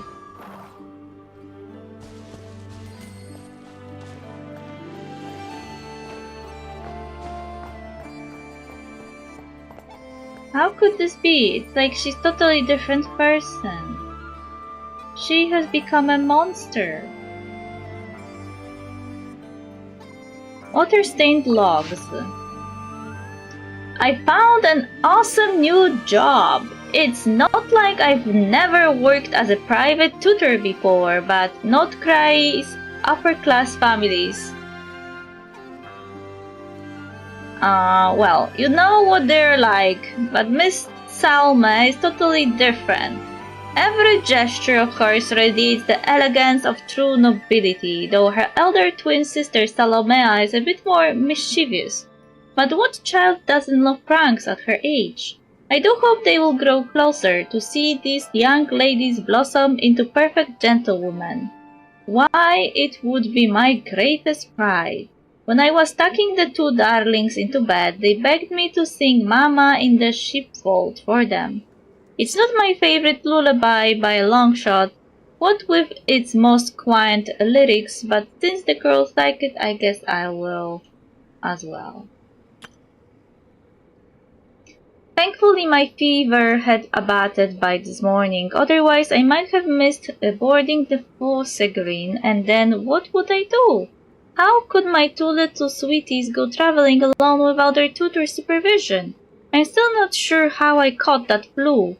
I've always been meticulous about health and hygiene. Wouldn't do to infect the children, you understand. Salomea has been in a full mood all day, and she won't say why. When I was tucking her in at night, she covered her head with the blanket and turned her back to me with a harum. Is she mad at me, or uneasy at being away from the comforts of home, I will wager? Sweet little Salma, though, well, she's a different story. She apologized to me on behalf of her sister, and told me not to take it to heart, as though I could. The only thing my heart has room for is love for these two children. Just as I was about to close the door, Salma whispered, Miss Vedrana, can you promise me something? Naturally, I accepted. For these two children who had left their home and their father to travel by themselves, I would promise them anything. Please go back to your cabin now and promise me you won't set foot outside your room until the sun is up. I hurriedly closed the door. I was so overcome with emotion that I nearly wept. Salma was worried about my health. As soon as I finished writing in my diary, I'm going to do exactly as she says and sleep until sunrise. Good heavens, a terrifying thing happened today. A passenger was attacked after dinner, and no one knows if they're alive or dead. I took the children straight back to their rooms and put them in bed. Once they were asleep, I went to check the situation at the scene. The damaged cabin had already been hastily repaired, but there was still water on the floor. Something, who knows what, had smashed through the hull and snatched the passenger away. At around midnight, the captain held a meeting in the dining room to explain the situation. There was nothing we could do for the missing passenger, so for the sake of everyone else's safety, the Fosse-Green would leave these waters as soon as possible. I went back to check on the children. Their cabin sits toward the center of the ship, so as long as they didn't leave, they would be safe from whatever lurked outside. Perhaps due to worry, I hardly slept a wink. I got up to check on the children only to discover they weren't in bed. My heart seemed to stop for a moment. I ran up to the deck to find the chief mate and had him inform the captain. He gave me a very peculiar look, as though he thought I were insane. Not that I cared how he viewed me, all I could think of was the children's safety. After about 10 minutes, the captain arrived. His tone was reassuring as he told me he was organizing a search. He assured me the children must have gotten curious and decided to explore the ship. He said there were only so many places they could be.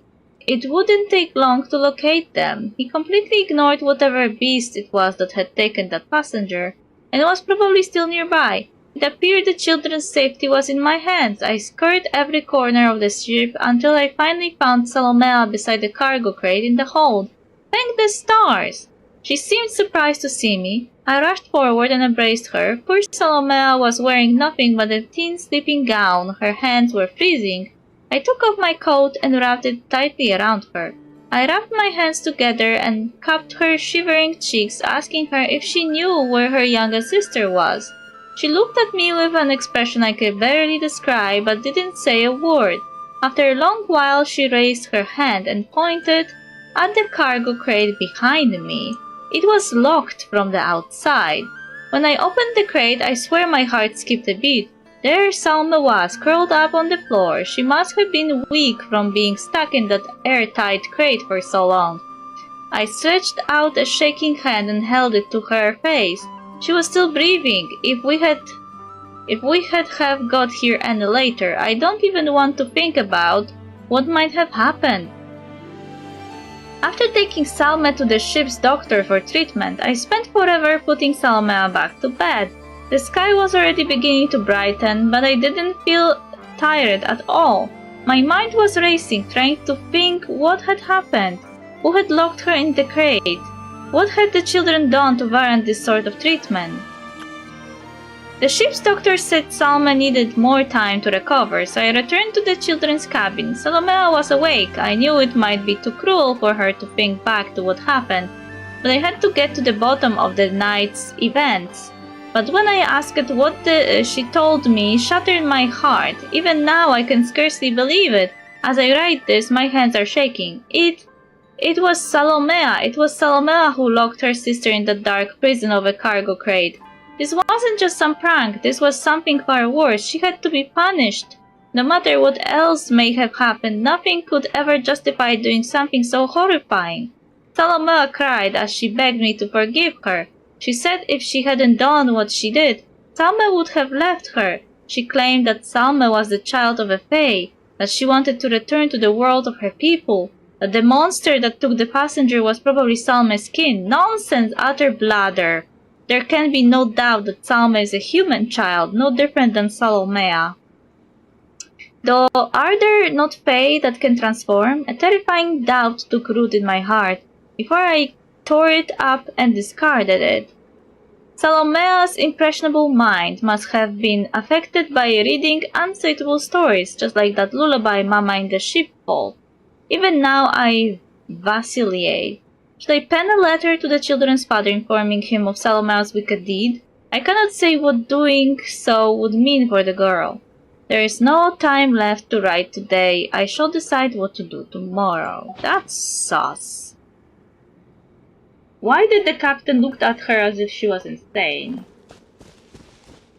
Why this... it sounded a bit as if he thought that children didn't exist or something. But then the ship doctor wouldn't be able to see them if they didn't exist, yes? Wait, give me a second.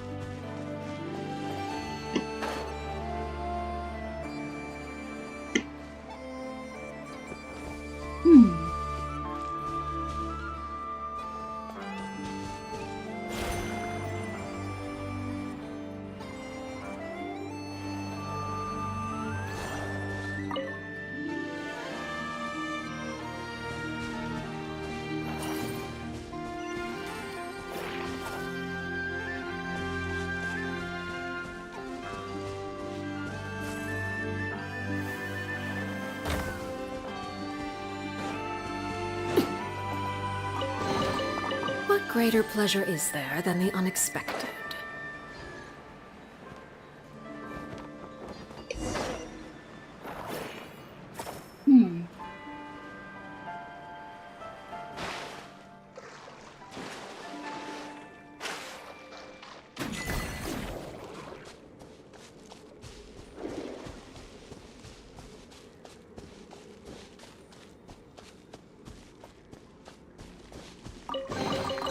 An impressive bounty.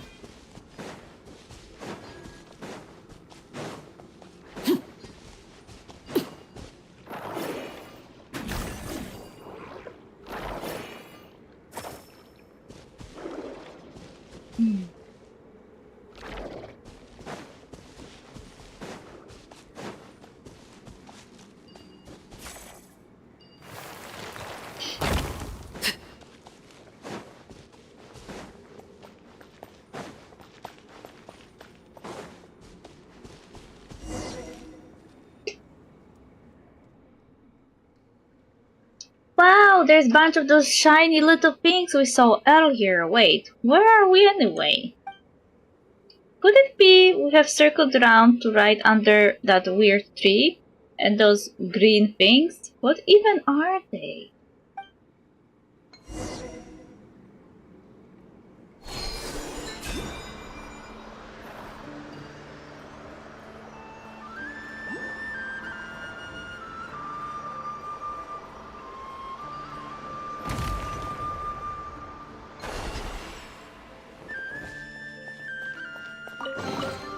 An impressive bounty.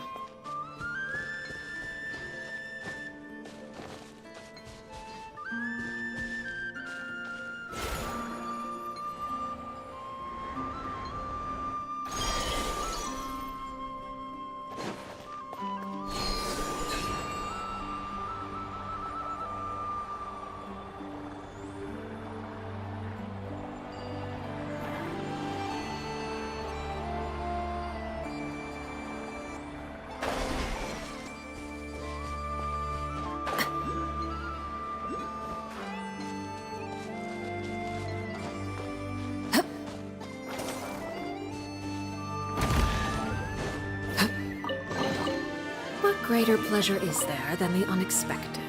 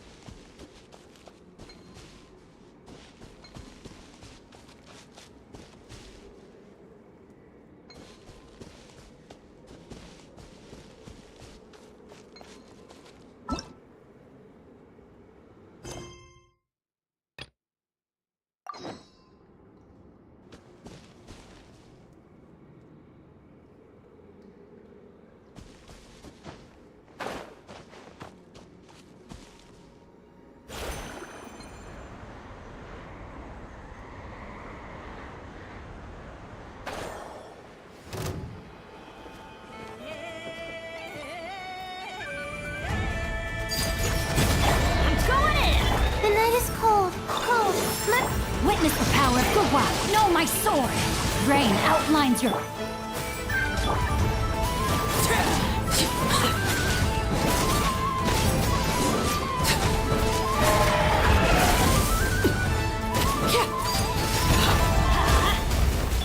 My guiding stars.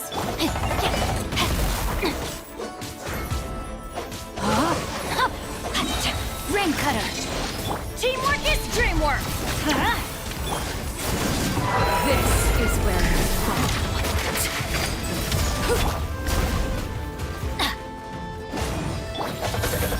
Stars, shine for...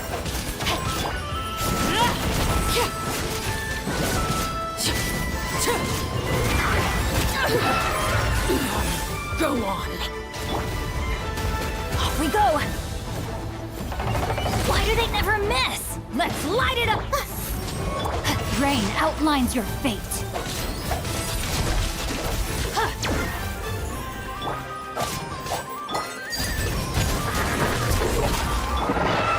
Everybody stand back.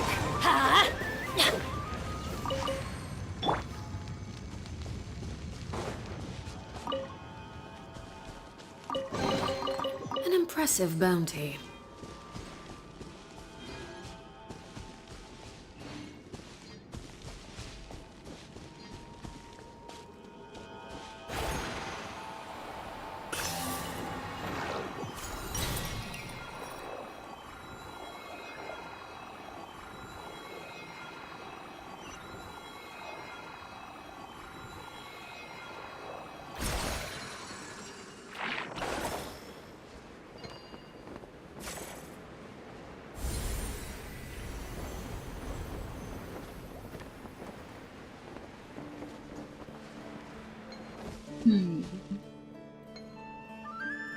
Looks like I collected something.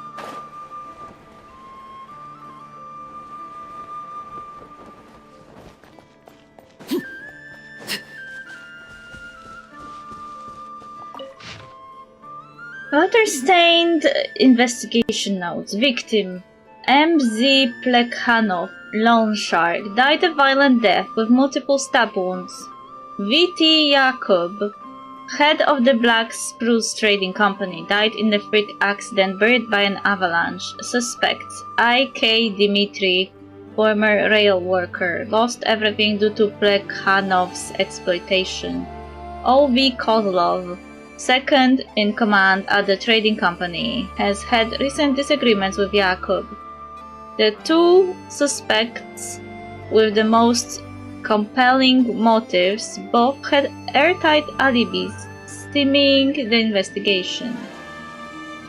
However, precisely because their alibis are so perfect, it raises suspicion that something else is going on. Two apparently unrelated cases, but with motives linked to the suspect in the other case. This can be a coincidence. Dmitry and Kozlov come from vastly different backgrounds.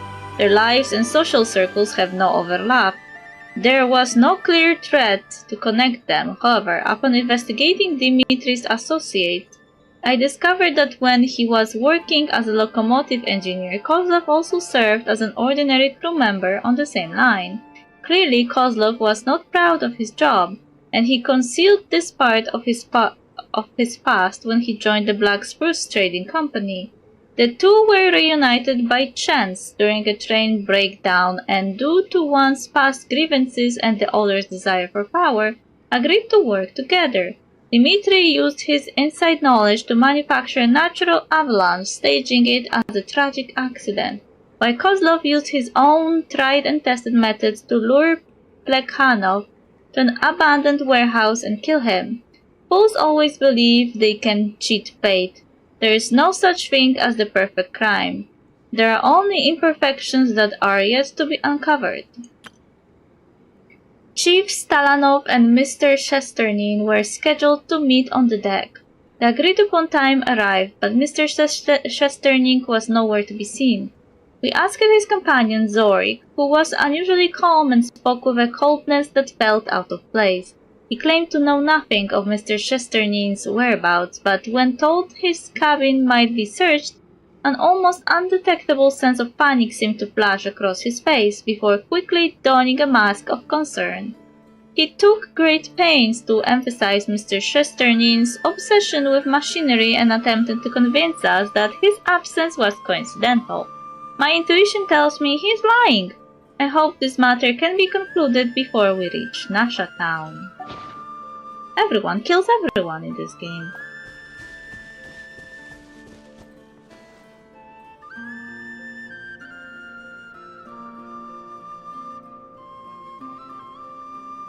Huh.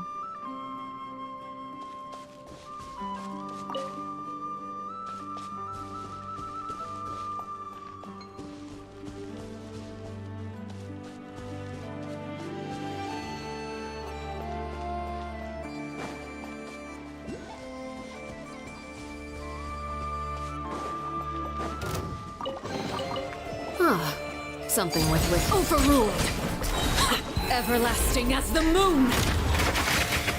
Laid bare!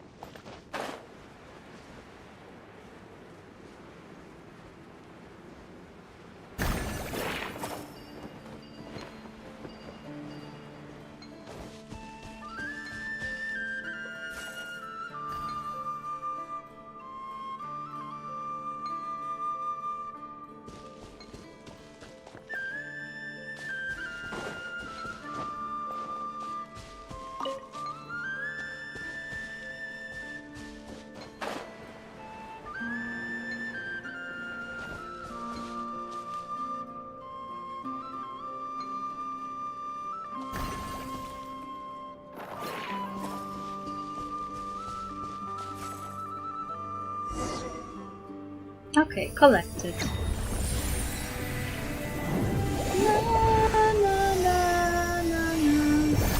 Is it revitalizing the tree on the surface? Ooh. Nice! It's gay now!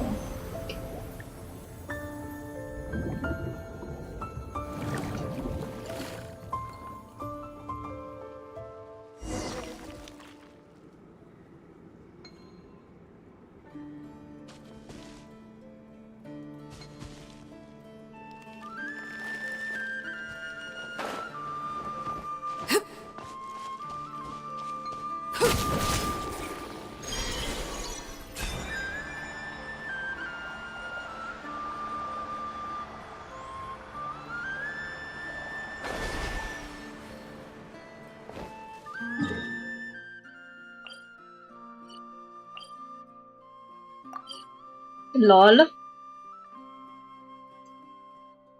Not my fault the tree is gay. They made it gay.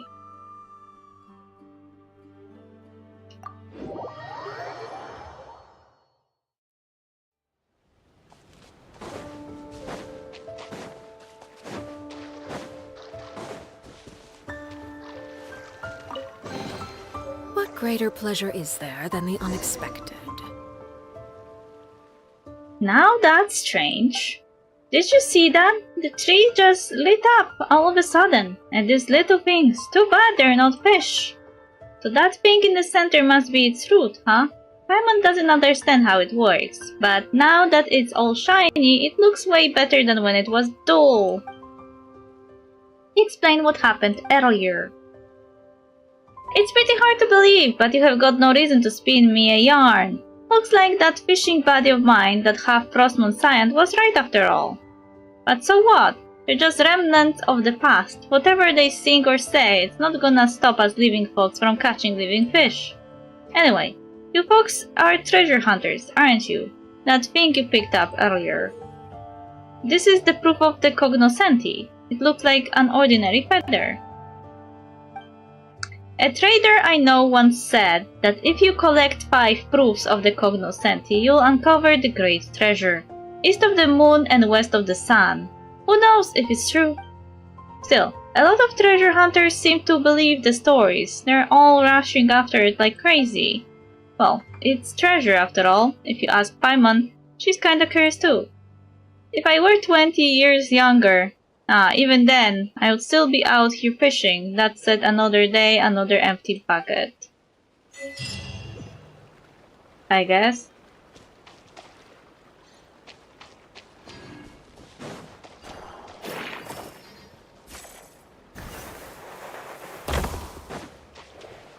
Ooh. An impressive bounty. Chest.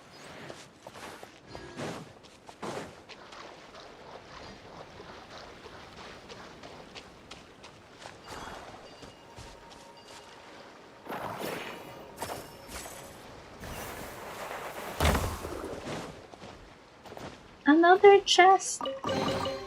What greater pleasure is there than the unexpected? I don't know. You tell me, I tell you.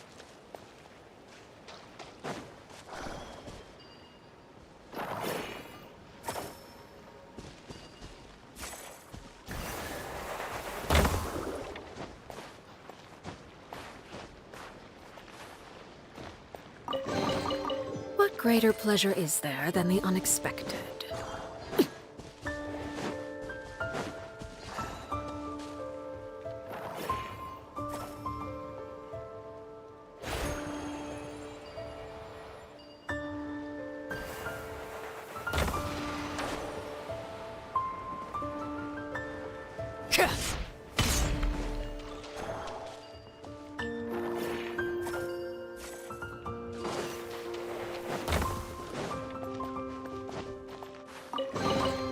An impressive bounty. This one didn't have a chest. Lying liar that lies.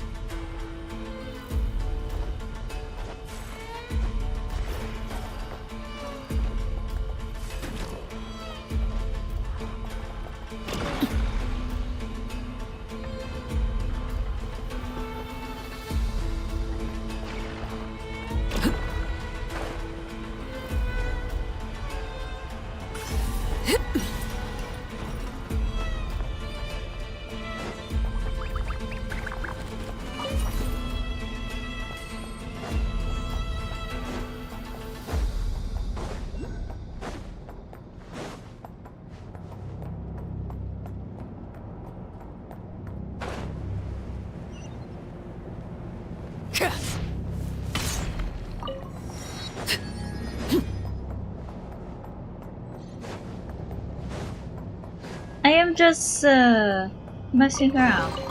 What greater pleasure is there than the unexpected? Aye aye.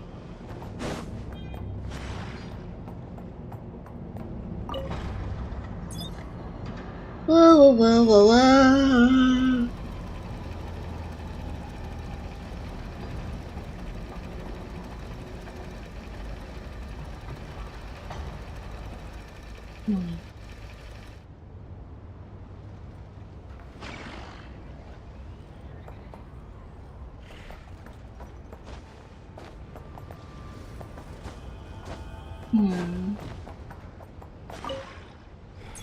Maybe he must be close.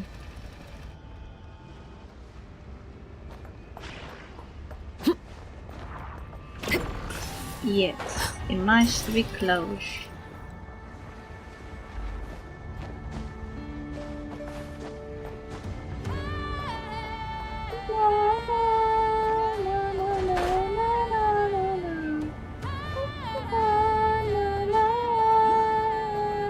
Oh. Oi, oi.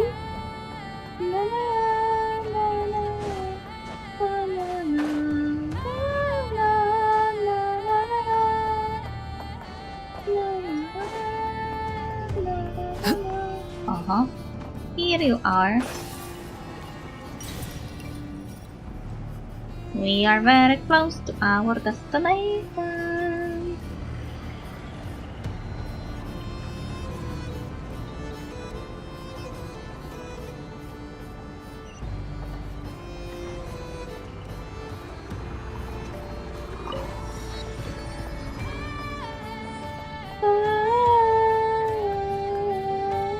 Varoslava.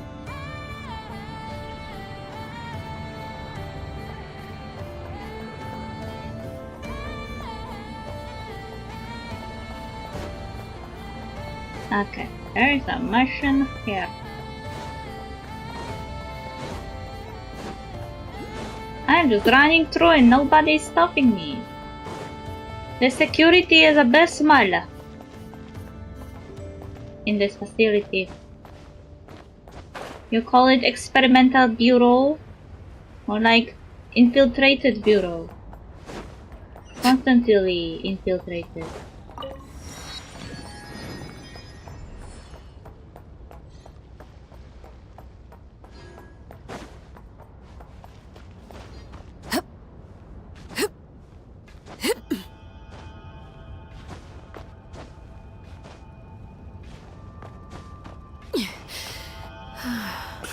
Yeah. Okay. Where is that mission I am looking for? Even higher?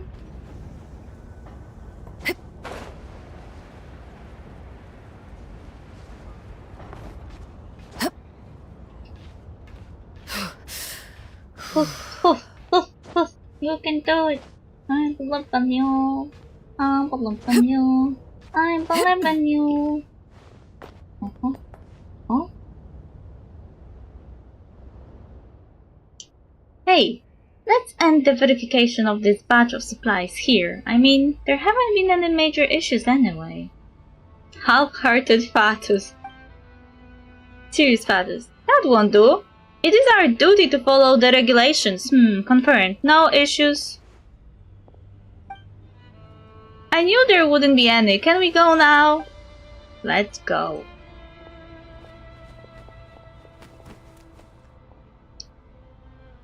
Birdo! Birdo went in! That puffin got locked up. Ugh.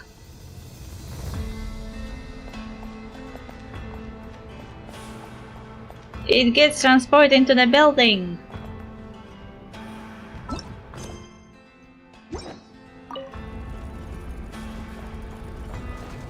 We can do the same! Na na na na na na na na na. Na na na na na na na na na. Na na na na na na.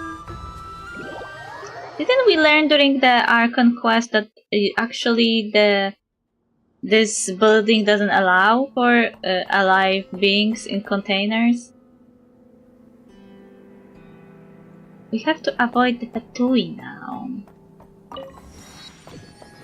Be very, very careful.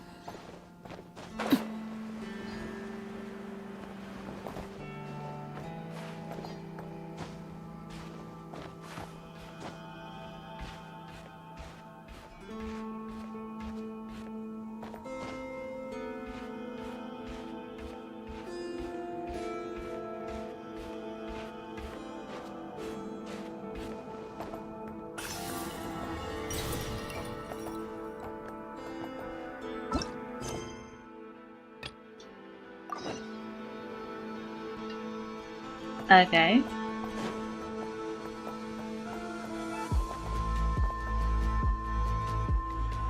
Say, the good old Poruchnik collecting the proof of the cognoscenti. Think that counts as an abuse of power for personal gain?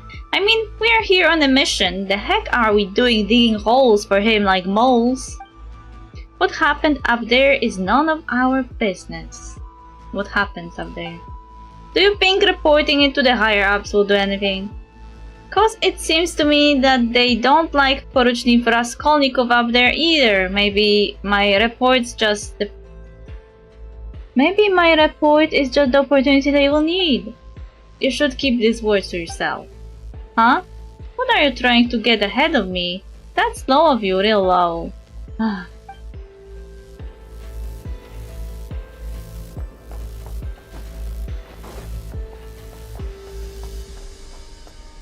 Okay, so we got outside, but we were inside before.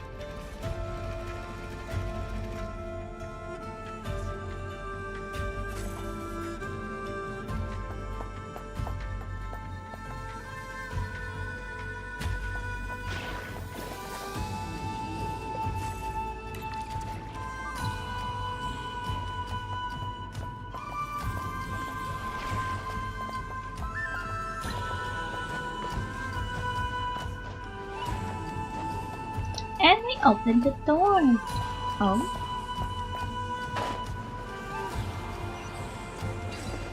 Uh-huh. What greater pleasure is there than the unexpected?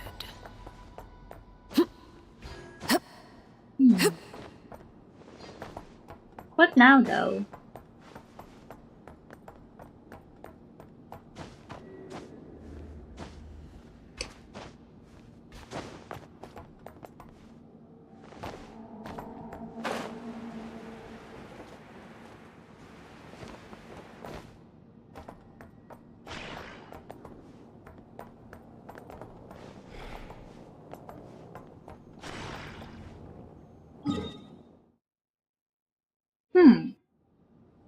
How to get where I'm supposed to get?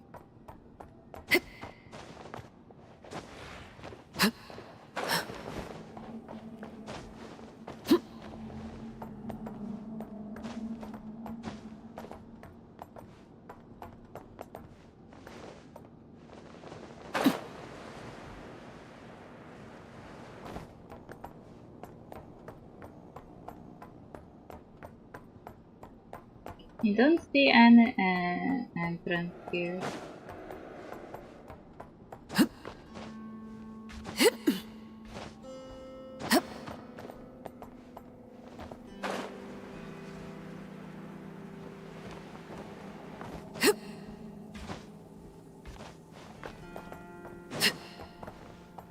And this is how I previously entered.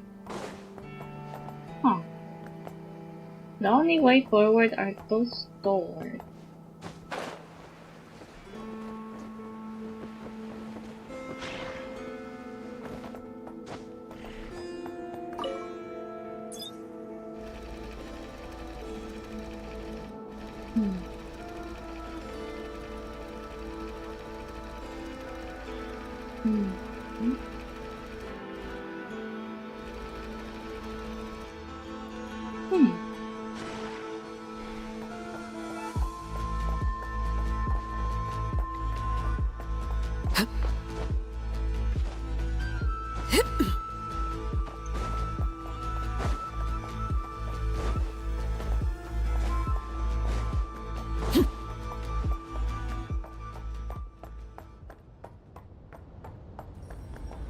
Oh.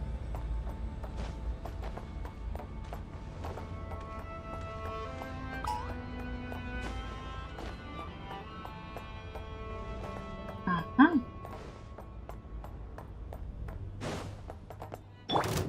My guiding stars! Overruled.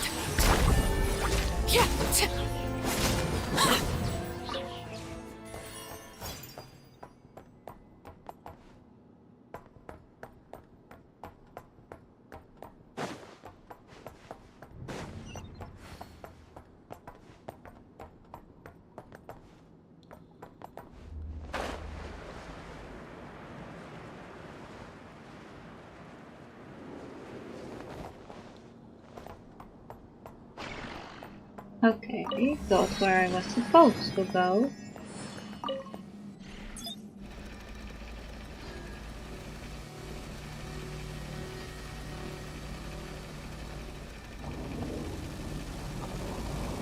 Oopsie. I'm sorry, droid. That was not on purpose.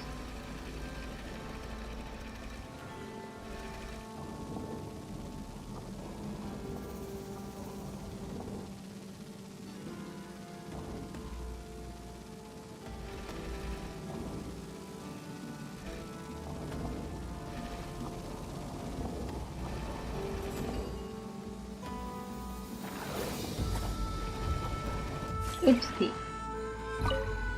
Oopsie me! Oopsie, oopsie, oopsie, oopsie, oopsie, oopsie, oopsie, oopsie, oopsie, oopsie, oopsie, oopsie, oopsie, oopsie.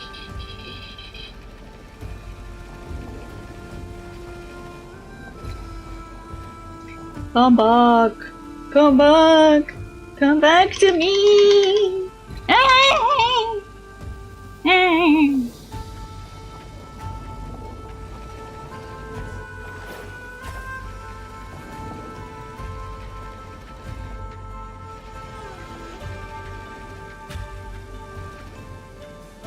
Hey, the thingy got blocked.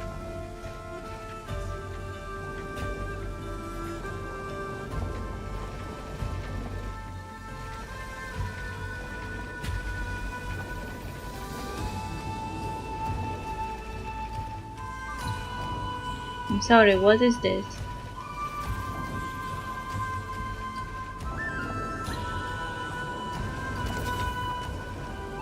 Oh, I have to give it.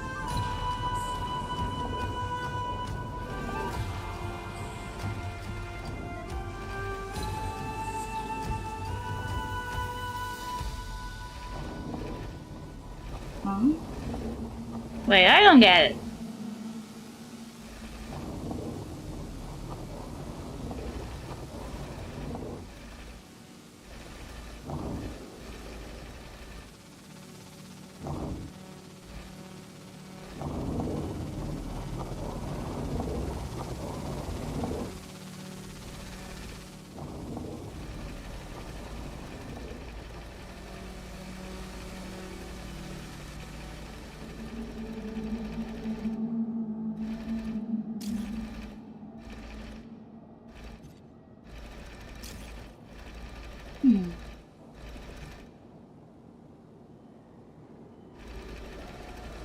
You know what?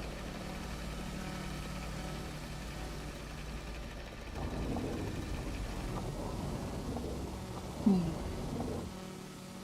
Hmm. Hmm.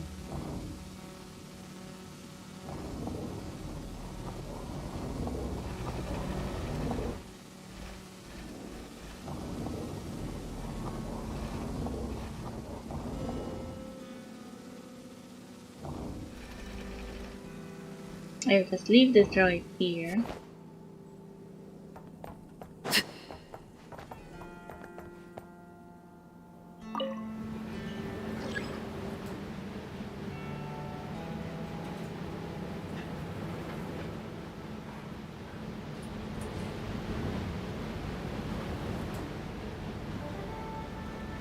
Oopsie, go up.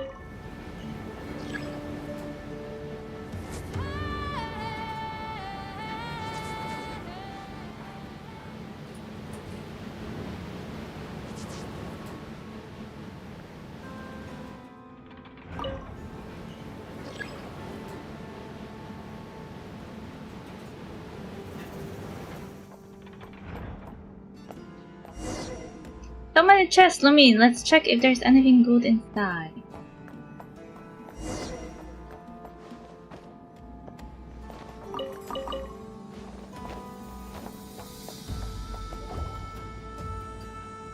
They're all empty. This is the only one left. We've looked up and down and haven't seen a hide or hair of that thief. Where in the world would she be hiding? Maybe she has gotten what she wanted and already made the big escape. Haha, that's not gonna look good on our monthly reports, let me tell you, or Poruchnik Raskolnikov's. Someone's approaching, let's hide! That container looks like a good spot.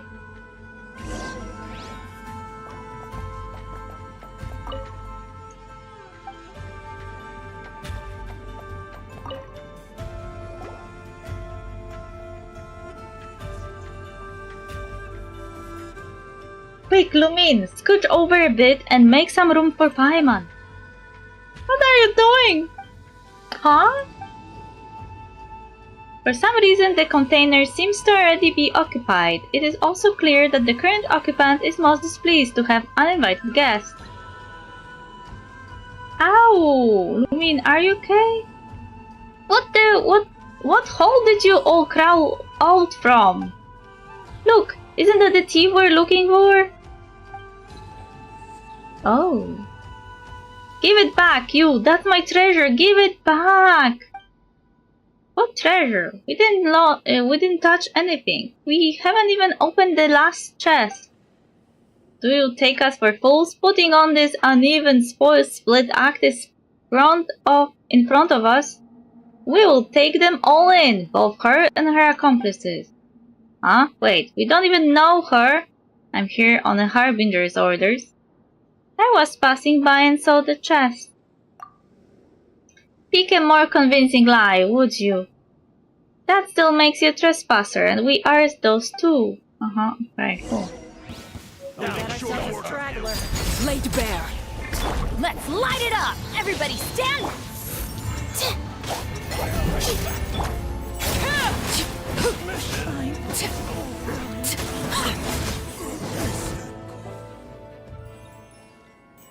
Identified intruder.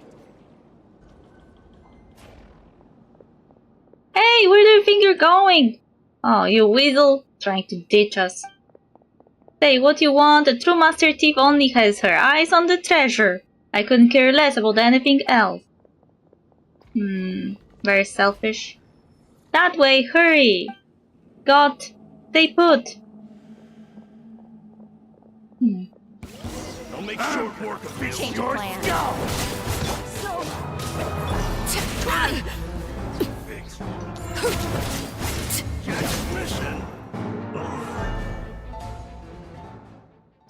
Feel finally we're safe, at least for now. Just our rotten luck. Paimon has never would have guessed that the container, contained the thief the Fatui were chasing.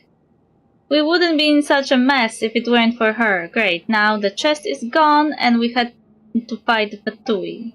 Oh, and she even accused us of taking some treasure of hers. Lies and slander. Ugh. The more Paimon thinks about it. Speaking of, what's this? Something I swapped in the dark just now. Huh?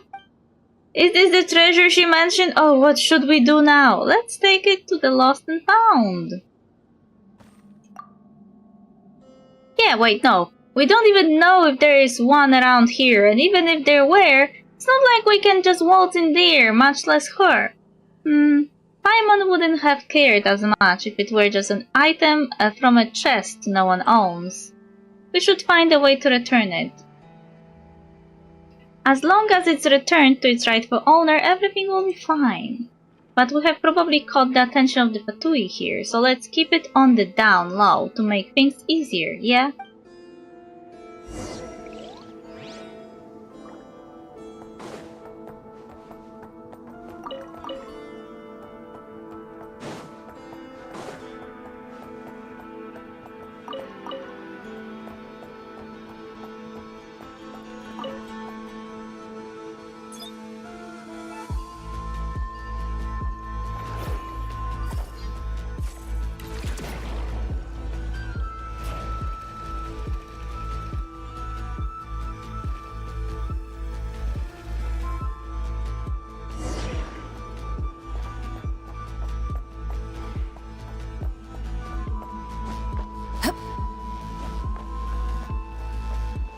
I'm gonna fix your skull! Totally lost! Fix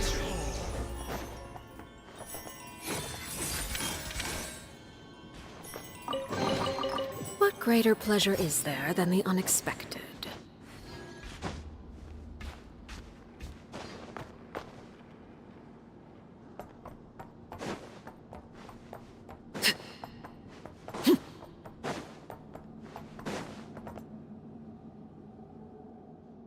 Just look her up here, is that what we are doing?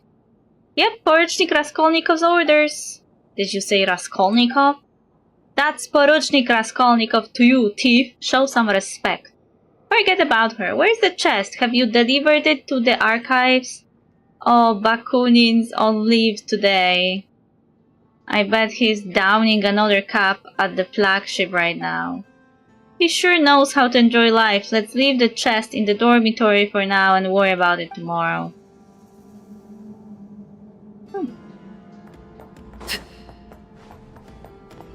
Okay, wait. I need to have a quick break, but I will be back because this questline doesn't seem that long. And a common sound, too.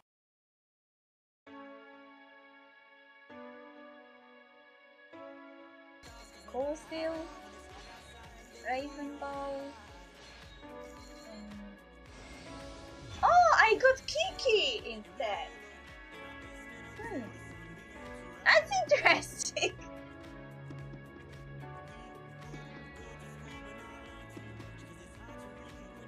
I was like saying that ice characters are always needed, and now I have 3.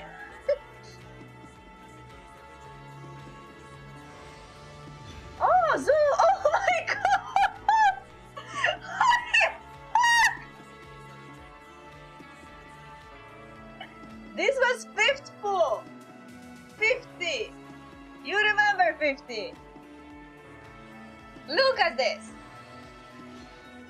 And Harbinger of Dark. I love this sword, okay? That's cool! 2 5-star characters in 1 pull! We have pretty jack of all trades, pretty berserker healer, pretty Pikachu.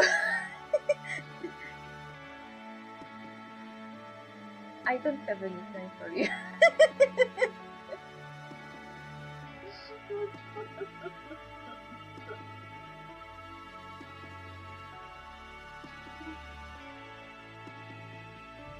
My work can grant peace and serenity, the likes of which few experience.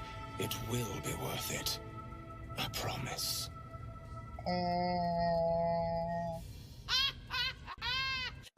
Go on! I have to see this!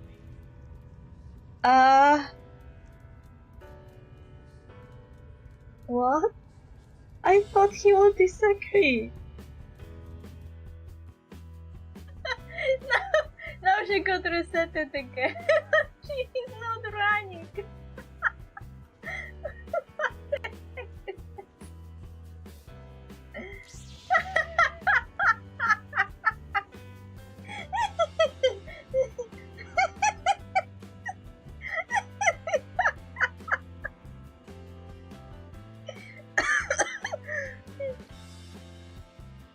This man is daddy. Daniel, you got a daddy for your guardian.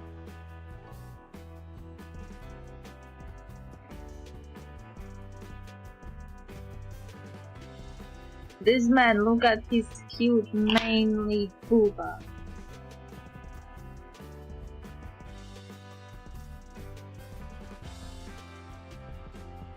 This is a dream of everyone in the closest vicinity, I bet. Regardless of gender, everyone likes squishy things.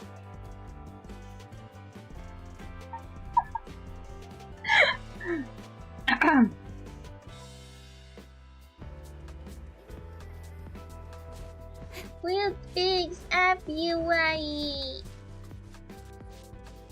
Achoo. Achoo. Achoo. Achoo. Achoo.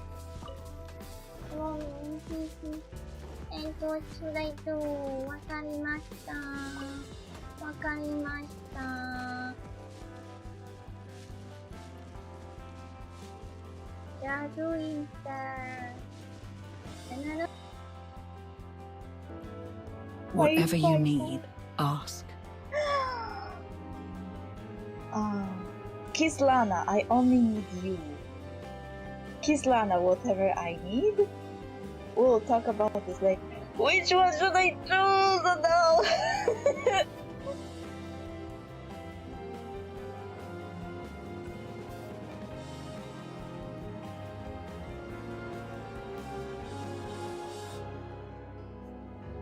I have a long list of demands.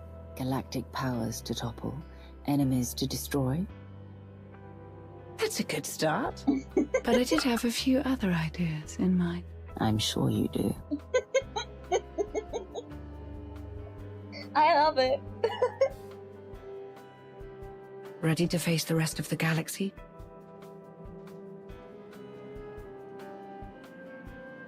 This is so nice. Did Boguvola and Adelaida just got married? This is so gay! Did they get married? I am like... Okay, I am so surprised. I don't know how to read this because they got less of intelligence both and I have no idea why. To give up! Good, I didn't! I have seriously no idea what's happening on the screen, but I am glad you have fun. This is gacha game, so every character I get, I have to kind of play a one-handed bandit for it. So, depending on my luck, I may get someone, and this is someone I wanted to get. She was on the banner. Yeah, thank you, welcome.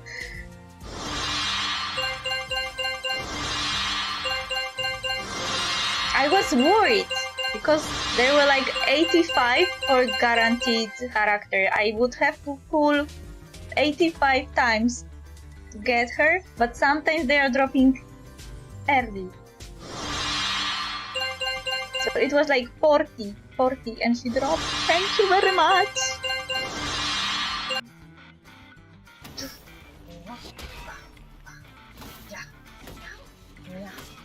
Meow, meow, meow.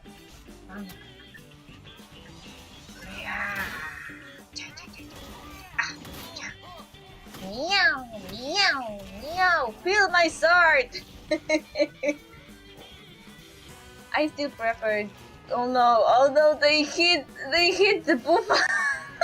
We are doomed. That's what they will do.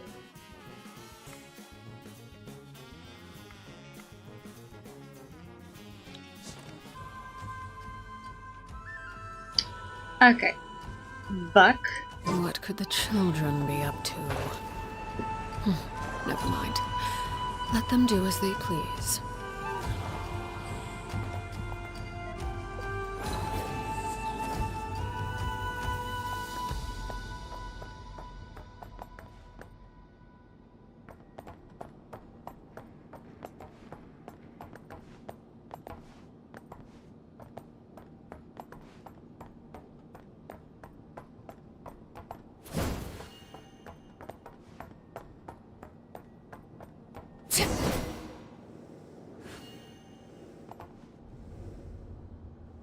After some effort, you convince the Fatui guard to go take a break elsewhere.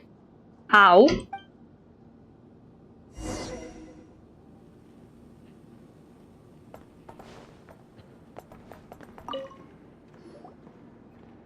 You two! If it hadn't been you, I would have snagged the proof of the cognoscenti and gotten away by now. And you also stole my...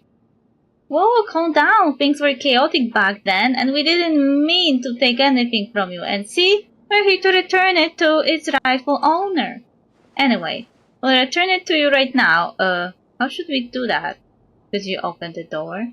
Since you can see us, we'll just leave it here. She probably can't. Maybe we should just leave it here? You can't be serious. What is this cold indifference you're showing to a fair damsel in distress? If it were Reed Miller, he would have rescued me in a heartbeat. Fair damsel? My name is not Reed Miller. Of course you're not. No one in our time is his equal. You're also here for the proof of the cognoscenti, right? How about this? You help me get out of here, and I will consider sharing some clues with you. I think we'll do just fine without your clues. That's right, we can find our own way. We're very experienced in that department. Huh? Wait, don't go. Then how about information on Raskolnikov? Porshnik Raskolnikov, they say he's quite somebody here. Huh. Though wreaking havoc here wouldn't be a bad play. It would be just like how Reed Miller ransacked the governor's palace, took back the sample mill, and stole the heart of the governor's daughter. Anyway, I mean, it would be in your interest to claim your treasure with grace, no? The information I have will definitely help. Please, I beg you, please help me. If Raskolnikov learns that I'm here, What do you say, Lumine? Should we help her? We are already here. May as well. Splendid. Today really is my lucky day. Now, I had already swiped an ID card of the guard earlier, so I just need the other one, and we'll be set.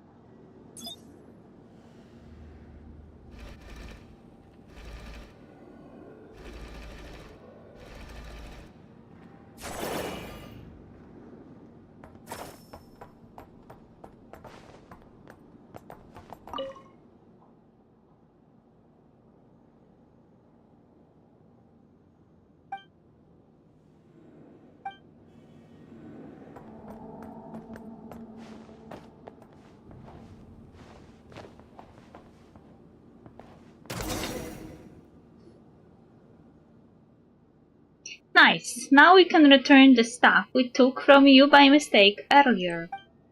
I didn't expect it to go so smoothly. I even got something as powerful as the Moonstriders. I'm sure they will come in handy later. Speaking of, You aren't bad at all, maybe just a bit shy of Reed Miller's level. Even though we look the same age, and is that a chatty Fae next to you? Paimon is not Fae, Paimon's Paimon, that means companion and guide. Also, why do you keep comparing us to some thief? We're properly registered adventurers. Huh? Were you commissioned by the Adventurers Guild to come here then? So you weren't. Makes sense, she did say she only told me.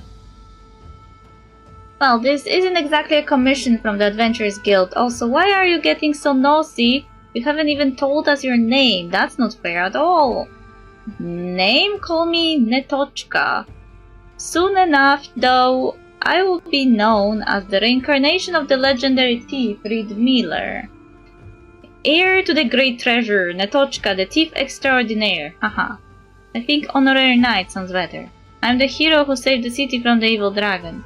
My title would leave you quaking in your boots.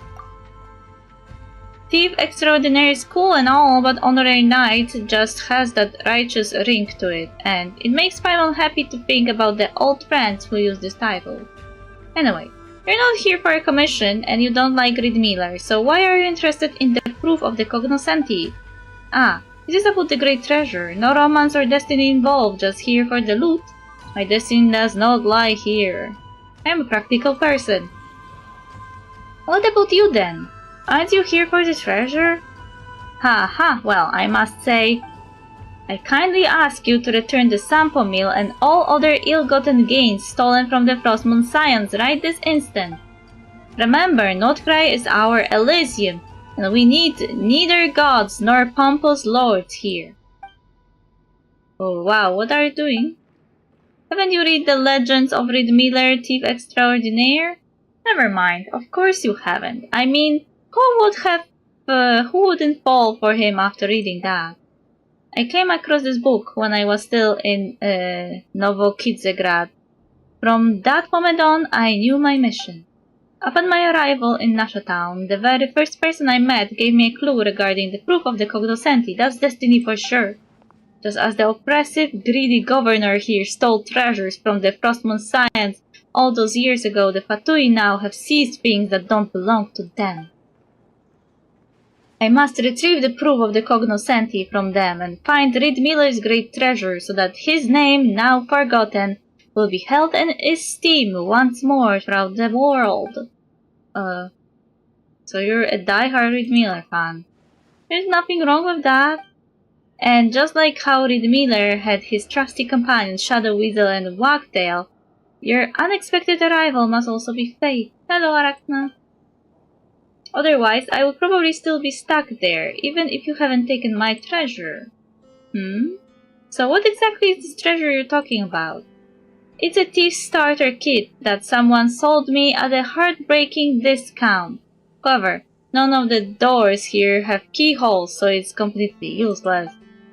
That person was like a prophet from the old tales. She seemed to know everything about me and my intentions at first glance. Was it Dory?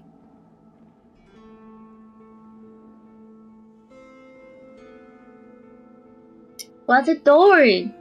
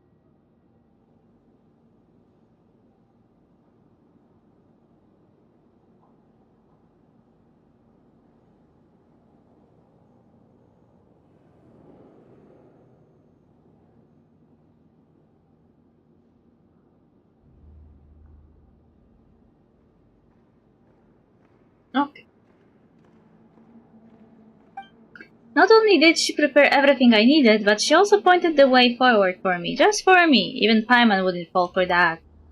What do you mean, even Paimon wouldn't fall for that? But you're right, all that heartbreaking discount and exclusive information stuff sounds like a scam. Wait a minute, did you get all your intel from her? That's not reliable info at all. That can't be, she was so sincere, there's no way she was lying. You just haven't met her yet, I think. When we get back to Nasha Town, I'll introduce you, As per Raskolnikov, well, Poruchnik Raskolnikov, I do know him. We knew each other back in Novokizegrad. But never mind him for now, we just need to find the proof of the cognoscenti. So let's get moving. It's like we are Reed Miller, the thief extraordinaire, and his two sidekicks, Shadow Weasel and Wagtail, come again. I call dibs on Shadow Weasel.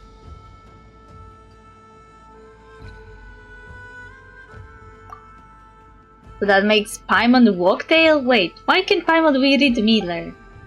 Character assignments require careful consideration. Naturally, it's first come, first served. And since I was here first, I get to be Reed Miller. What kind of roleplay is this anyway? You're right, it is quite juvenile. Then let's go with Netochka, the thief extraordinaire, and her merry companions, Goldfinch and Snowy Owl.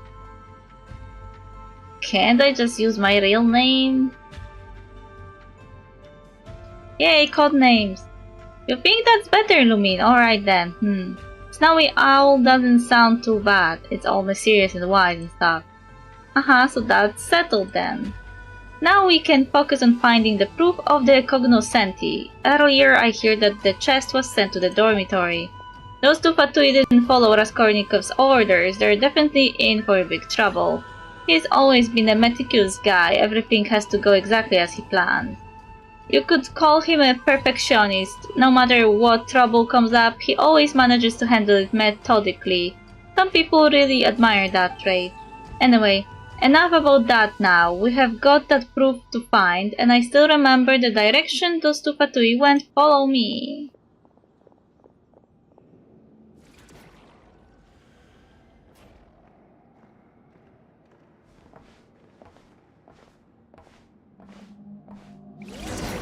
Looks like we're in for a tough fight.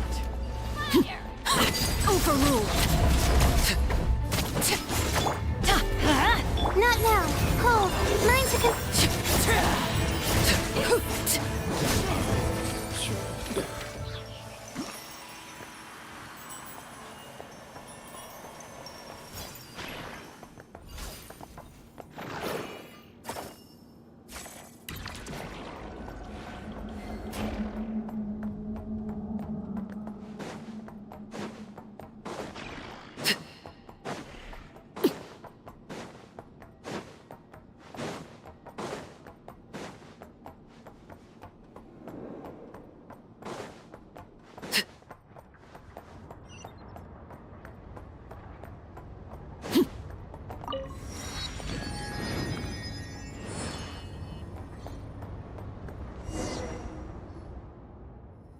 Netochka, are you sure it's this way? It looks dangerous. Trust me, this is definitely the right way. Besides, it's sneaking across rooftops. What fool rogues do. We need to keep our voices down. Don't worry, Snowy Owl, I'm here with you. Let's go.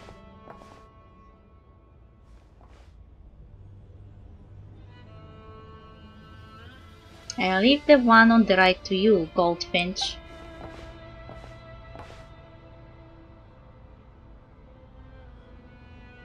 Oh, I didn't expect the Moonstriders to come in handy so soon. I'll take care of the top. Watch this. Piece of cake, are you all okay? Paimon didn't expect you to be this good, Netochka.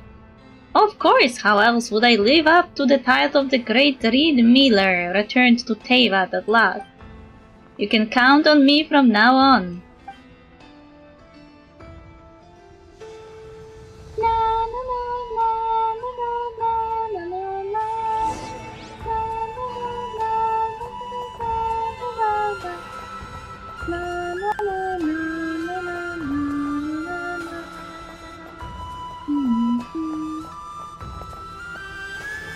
How did she do that?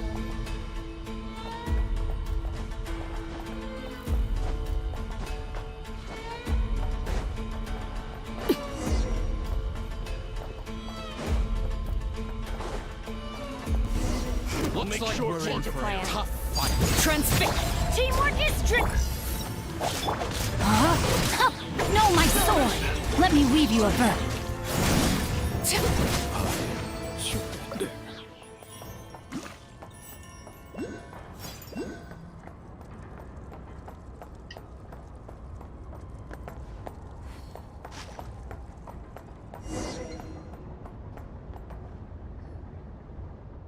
It's just down here and inside. I've split off now. Goldfinch, Snow Owl, don't get lost now. Netochka scales the wall and roof with the power of the Moonstriders and vanishes from sight. Looks like she's having the time of her life, Lumi. Let's hurry and catch up.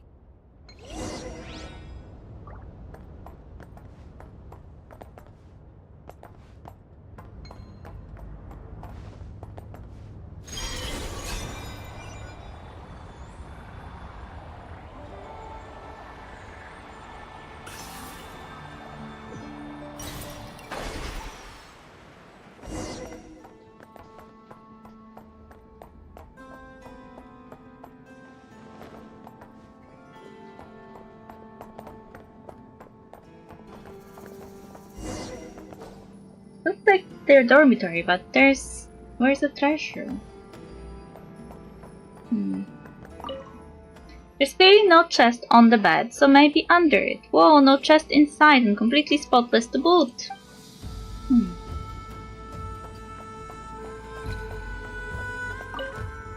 A container that is just here for some reason. Reminds me of the time Netochka read us a beat, pushing us out during our previous attempt at hiding inside.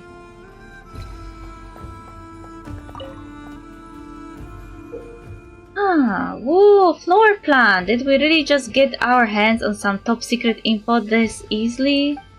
Paimon thought grabbing an important item like this would come with some kind of dramatic scene.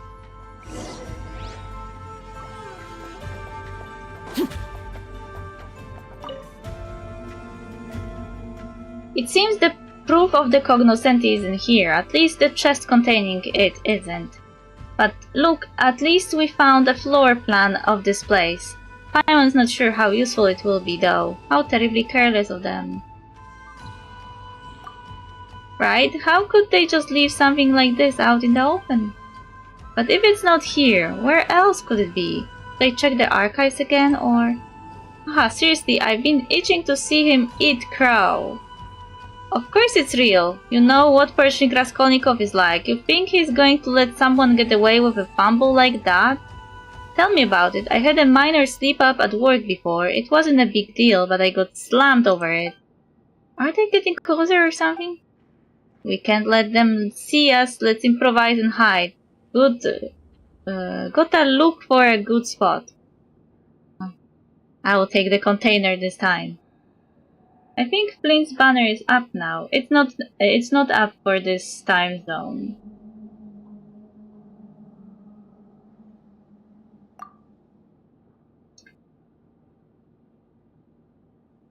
The voices and footsteps get closer and closer. No time to hesitate. You pick your spots and hold your breath. Huh? Where's the floor plan? I thought I left it right here. You don't see it? Did you lose it somewhere in the archives when we were moving the chest earlier? I don't think so. Maybe I lost it back at the mess hall. Man, fine, I'll go back and look. Wouldn't want to get into trouble again. Though you said the thief and her lackeys were gone. For all you know, we'll soon have David's little crooks peddling copies of the floor plan up and down Nasha Town. Don't scare me like that. That's it. Let's split up and look for it. The voices and footsteps fade away. You carefully exit your hiding spot.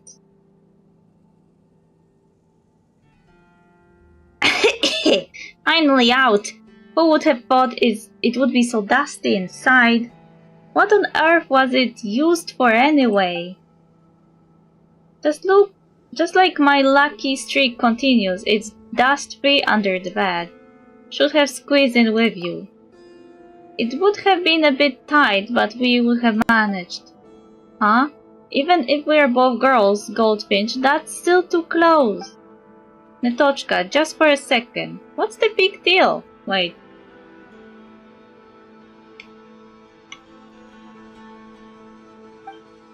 In any case, keeping a polite distance is only proper. Shige! It's about etiquette, I'll have you know, Aren't we intimate companions? Intimate! Paimon doesn't think we're intimate yet, but we can be considered companions, can't we? We're role-playing companions if nothing else. That we are, Well, Goldfinch and Snowy Owl are really ready here. What about you, Great Netochka? Are you ready to keep looking for the proof of the cognoscenti? Phew, give me a moment. They ended up moving the chest to the archives. We should be able to find it there. We have been all over the shop looking for this thing. Paimon would rather take a commission from the Adventurers Guild. This is the key to the secret of the great treasure. You can't simply compare it to commissions from the guild. Besides, we have the proof plan now. Floor plan now. That's our treasure map. No? Come, Goldfinch, Snowy Owl, let's be on our way.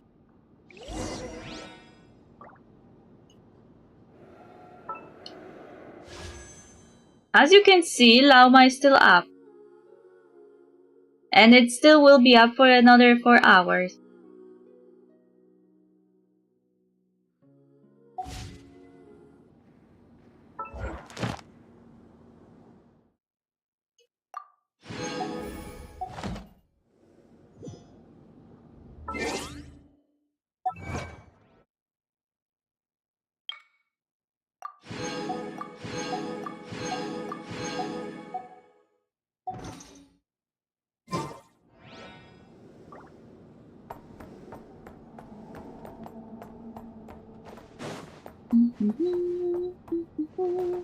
Ah!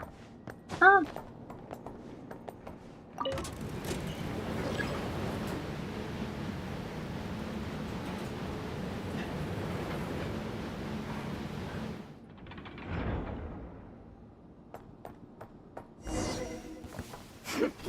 Change of plan. My guiding star! Rain outlines your fate. Rain cutter. Don't be scared.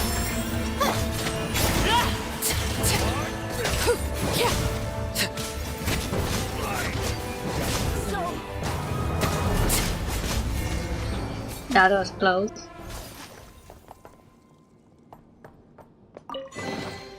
Ah, something with which to commemorate this occasion.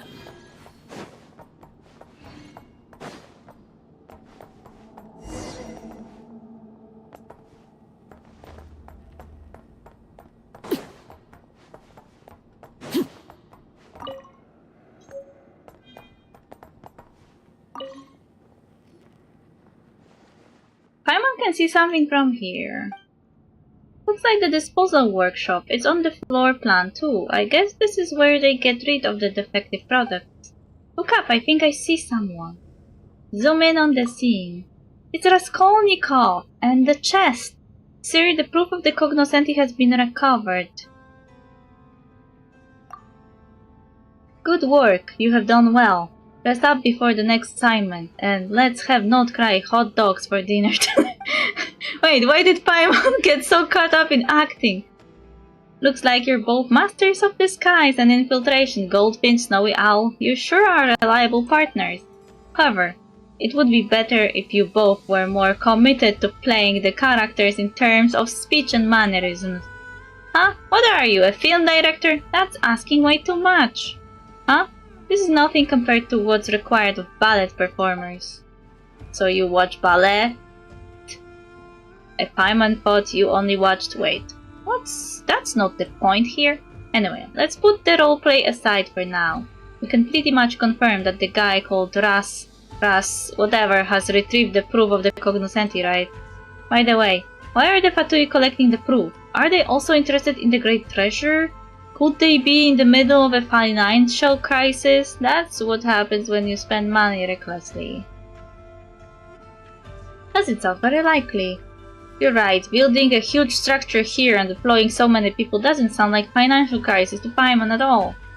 Is this that Ras guy's personal interest then?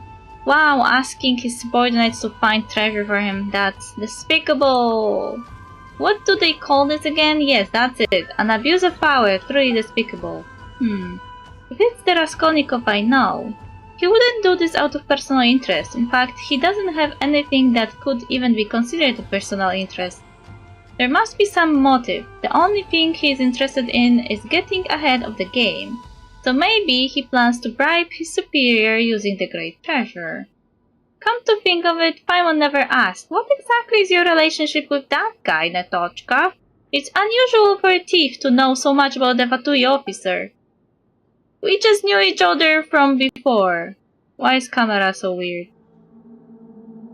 We're both from Novokidzgrad, so it's not that strange that we know each other, right? Besides, think about it. No one ever questioned why the Fey governor in the story wanted to seize the sample mill, right? Point is, the mill didn't belong to him, just like how the proof of the cognoscenti doesn't belong to the Fatui. So naturally, we, the ones on the side of justice, must take it back. Goldfin, Snowy Owl, this is where we carve our names in fame and glory as Reed Miller's successors. For the great treasure! Well, if Goldfish says so. But that guy is also an officer here, right? How are we supposed to get the proof from him without exposing ourselves? Based on the floor plan, we can quickly get to the second floor of the disposal workshop from the archives and get it done before he leaves. He thinks everything is under his control, including the chest, which ended up in his hands just as he wanted, but he can't control us. Haha, that will be so Reed Miller, appearing at unexpected times and places, making a dashing entrance, then gracefully departing. A perfect performance.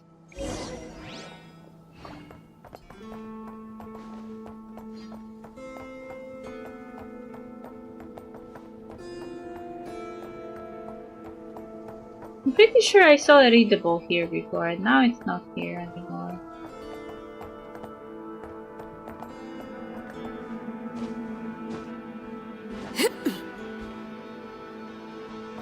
I was running past here and there was like an interaction, and now it's not.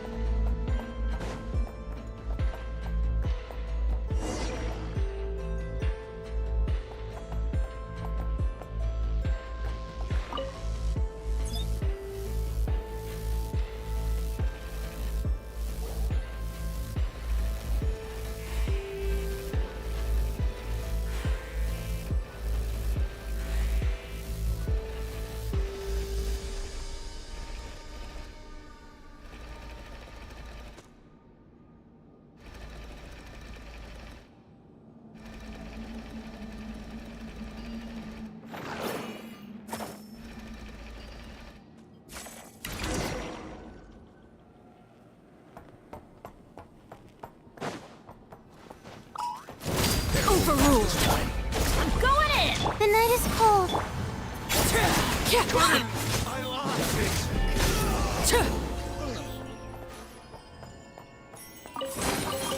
An impressive bounty.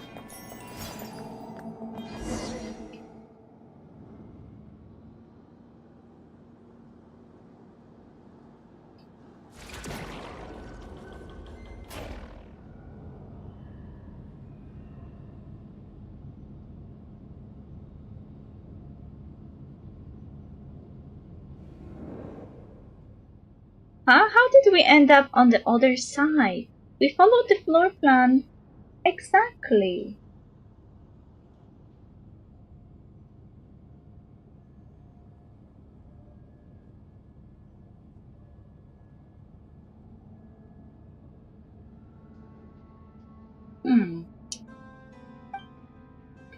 Do ants in a maze know that they travel along predesigned paths? I'm surprised that you took the bait without a speck of doubt. You have fallen right into my trap, little thief. Oh, Raskolnikov. It's Poruchnik Raskolnikov. It's been a while, Netochka. I never expected Police Chief Stalanov's daughter to end up playing thief in this godforsaken place. Police Chief's daughter! It seems these two playmates in your game of house don't know you very well, not that it matters. I must say your little farce helped me root out quite a few deceptive two-faced subordinates. Organization members who fail to execute orders to the letter should be terminated immediately. Never mind Netochka's background. We have met lots of odd ducks, so what if she's the police chief's daughter? Snowy Owl. And all that talk about executing orders to the letter, you're all just moving a chest back and forth. The one giving nonsensical orders is the real weirdo here, such a terrible waste of manpower. Alright, all this nonsense almost made Paimon forget that that's what's important here. And it doesn't belong to the Fatui, I must take it back, that's my mission. Wait, I didn't pick that dialogue. Take it back, ridiculous. Of course Reed Miller's treasure doesn't belong to the Fatui, it belongs to Her Majesty the Tsaritsa. Whoever brings the great treasure back to Snezhnograd will be rewarded. Should I do so, I could even be promoted to staff officer. I knew it, you're as obsessed with these titles as ever. Enough, since you claim to be Reed Miller's successor, you must be prepared to follow in his footsteps too. This place shall be your execution ground. If you have any last words, now is the time. But I will not relay them to Chief Stalanov on your behalf. It's best that he never finds out what happened to his precious daughter. I owe my former teacher this much respect. Precious daughter? Bah! All he ever cares about are his endless cases and promising juniors like you. Ha, you're no better, still as arrogant as ever. But it matters little because this will all end shortly. Ugh. So you really don't know who I am? So long as you're an accomplice of the thief illegally infiltrating the Experimental Design Bureau, this place will be your grave too. Looks like we'll have to do this the hard way. I'm sorry I lied to you. I do know him, but none of what I know will help us. I can't even help much in battle. There's no point saying that now, Netochka. Just leave the fighting to us, too. Lumin! I knew it would end up like this. But you prefer things this way, right? Straight up fights are better than wild chest hunts. Oh, watch out! Battle! What was that? Huh? Not now. Cole, mine to command.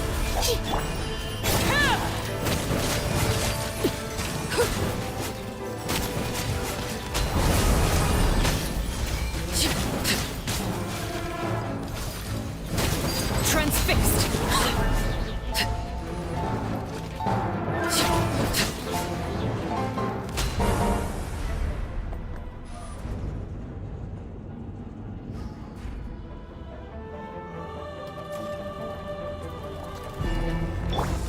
Teamwork is trick. Don't be scared. My guiding stone. Let me weave you a verse. Huh?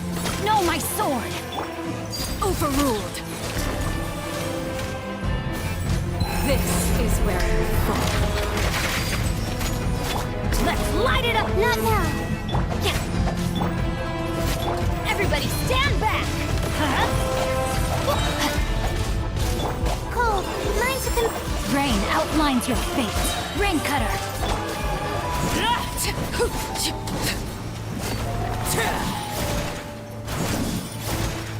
The night is cold. Hey, I can't pick up my thingy from him.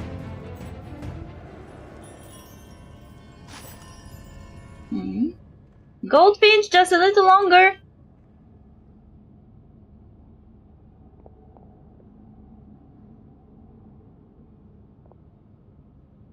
That was awkward jump.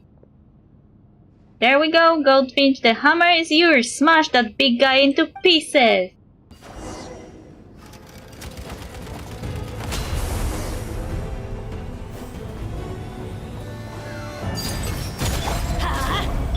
Not now! No, my sword!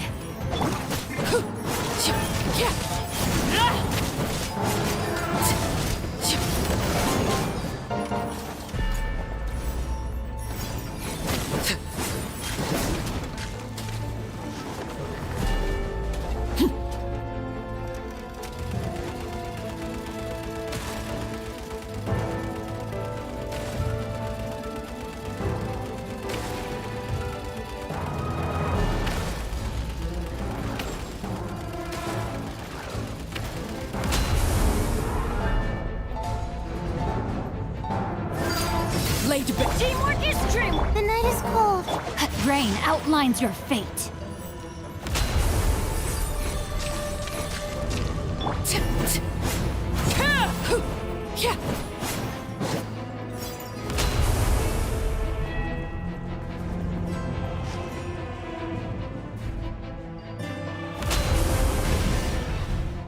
I guess you don't even have to fight him. Oi oi. What? How? Oh, Paimon knows this is what they call turning their own blade onto them. It seems I've miscalculated. The proof of the cognoscenti that you seek is in my hands. If you want it, follow me outside. I'll be waiting for you at the highest point of the Experimental Design Bureau. Ah, he ran away. That coward! Leave it to me. I'll go after him.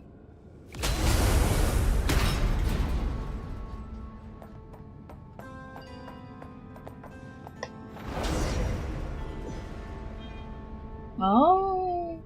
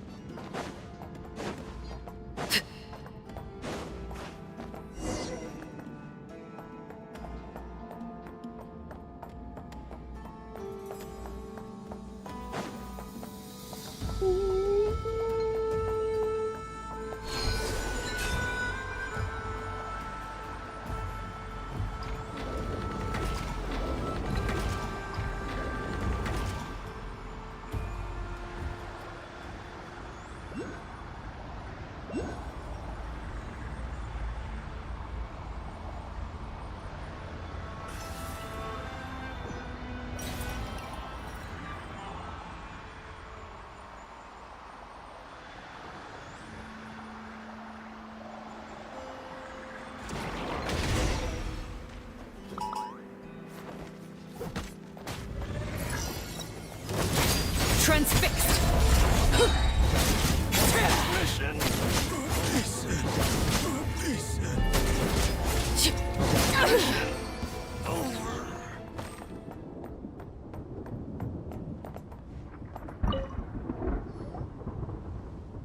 Sorry, I made trouble for you again. We are used to it at this point now. If you ditched us or tried to shoo us off at this point, now that would make us mad. Okay then, thank you for keeping me company. That's more like it. Speaking of, didn't that Raz guy say he would meet us at the highest point? Why is the lift malfunctioning then? What should we do? Do we try to fix it? Knocking on it a few times might do the trick. I doubt it's that easy to fix. Oh, that scared Paimon. She thought it would hit her for sure. Oh, we have heard about this strange lightning before. A treasure hunter I met told me that with the Moonstriders it should be easy to jump from where the lightning strikes to the top level. I guess you can fly up, Snowy Owl, but what about you, Goldfinch? I have my way. Yeah, this is child's play for her, but you might have to wait a bit.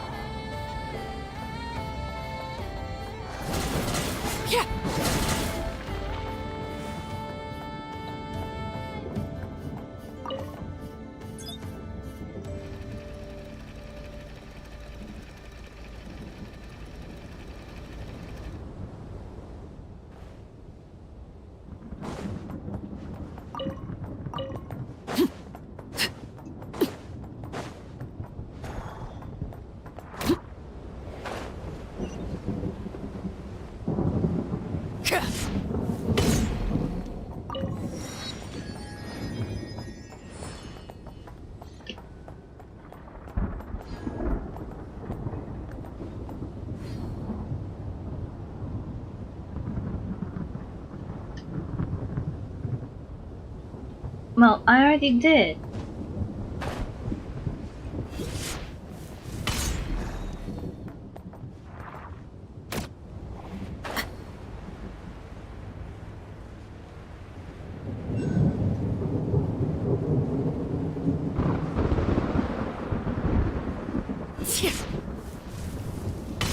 What's your problem, game?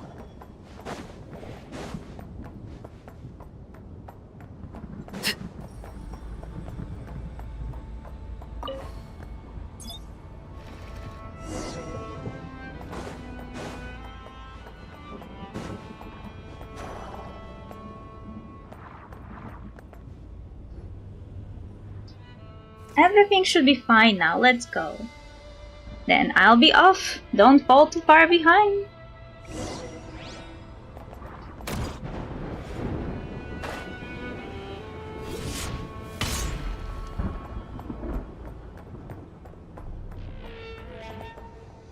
He is here like a boss.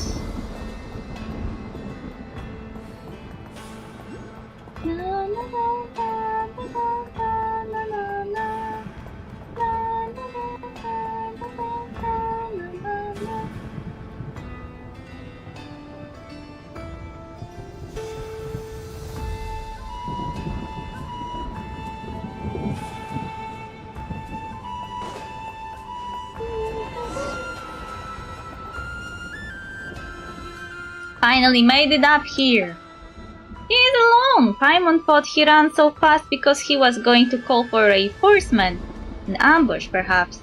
Then he'll have to pay the price for his arrogance. Ah, how despicable. I'll fight with you.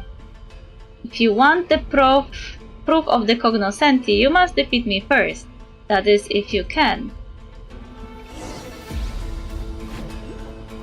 Use the force on. Let's light it up! Stars, shine for... No, my sword! Huh? Let me weave you a bow.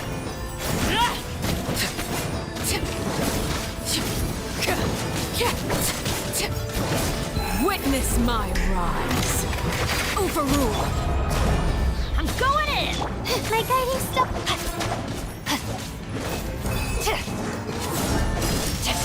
Rain outlines your fate.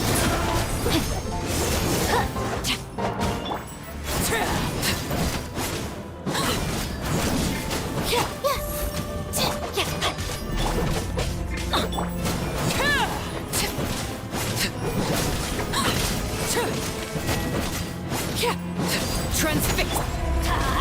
Not now. Cold. Learn to command. Witness the power of Gua.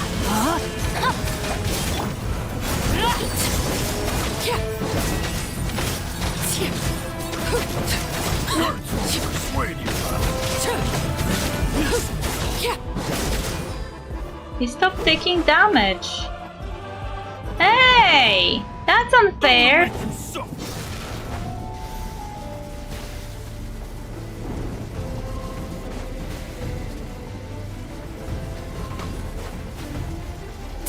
Overruled. Teamwork is dreamwork! Huh?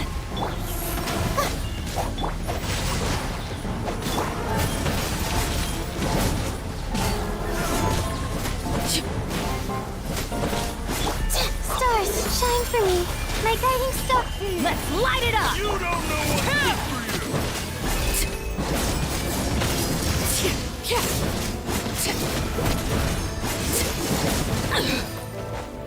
This is where you fall. Transfix. The night is cold. Let me weave you a verse.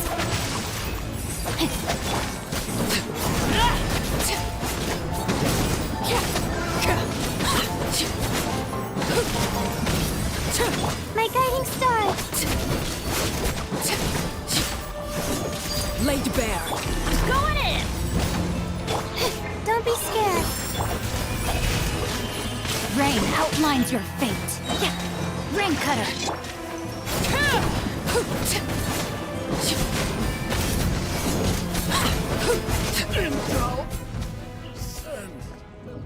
Did he reset before, or there were like 2 stages?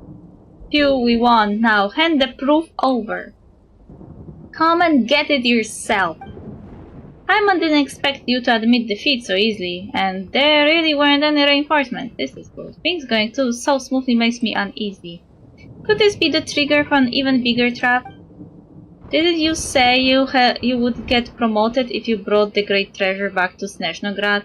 Why are you giving us the proof so easily? When did I ever say that I would be the one to do that? Keeping the proof at the design bureau will bring nothing but trouble. As long as it stays here, there will be an endless swarm of rats coveting it, trying to infiltrate this supposedly impregnable stronghold just like you lot. I'm to guard the design bureau and ensure its efficient operation, but orders from my superiors must be obeyed. This already constitutes insubordination, of course, but due to my failings, the proof of the cognoscenti that we spent so much manpower to find was ultimately stolen by a petty thief. Now you can go back to Nasha Town or wherever you want to announce your victory. Did you lose to us on purpose? Losing to an opponent who has deep ties with the Harbingers brings no shame upon me. I'm impressed you managed to find such help. So you did know about it. I knew that you were exceptionally skilled, Goldfinch, but... Haha, full blessed with blind luck. I've always hated your kind. Forget it. Take the proof of the cognoscenti. The Experimental Design Bureau will no longer devote manpower to searching for this accursed pig. We won't meet again. But if you insist on future unwelcome visitation, I'll show you what I'm really made of. Raskolnikov leaves.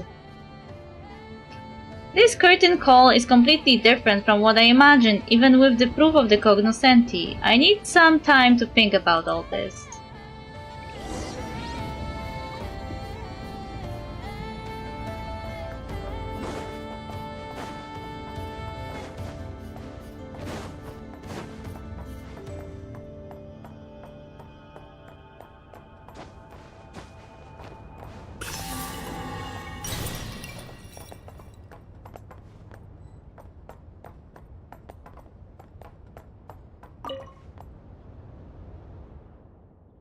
Switch surveillance camera angle. So there was a surveillance. I guess we weren't those master thieves that we wanted to be.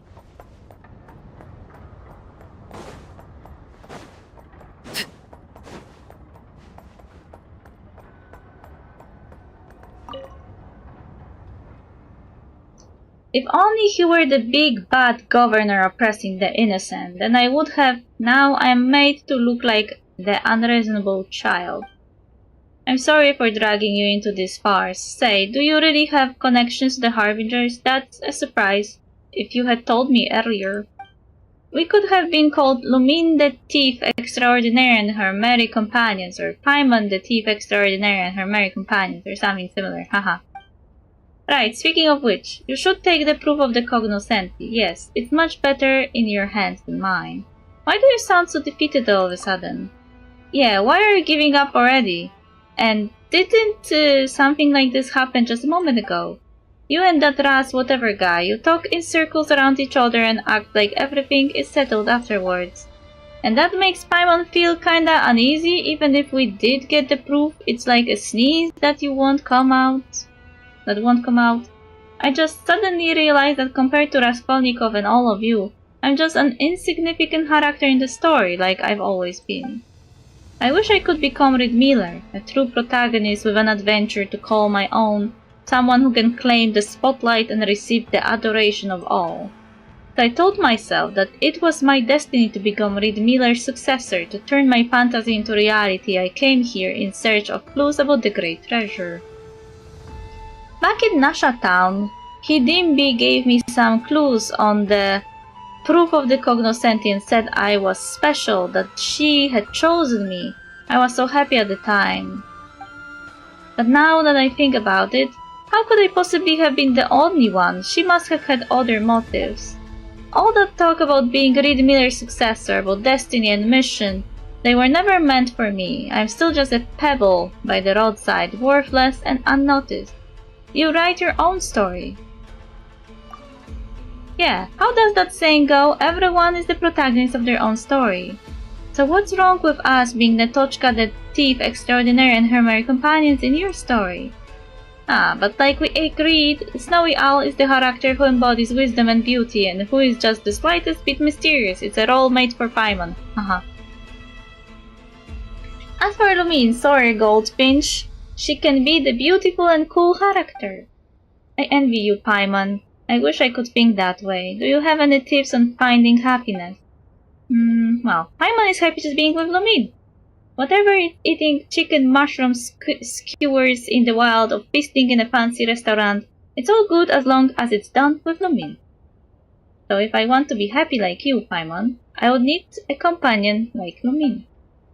That doesn't sound right. Why do you always have to imitate others, Netochka? You just have to be yourself. Everyone has a chance of becoming Reed Miller's successor, but only you can be you. But I'm just being myself.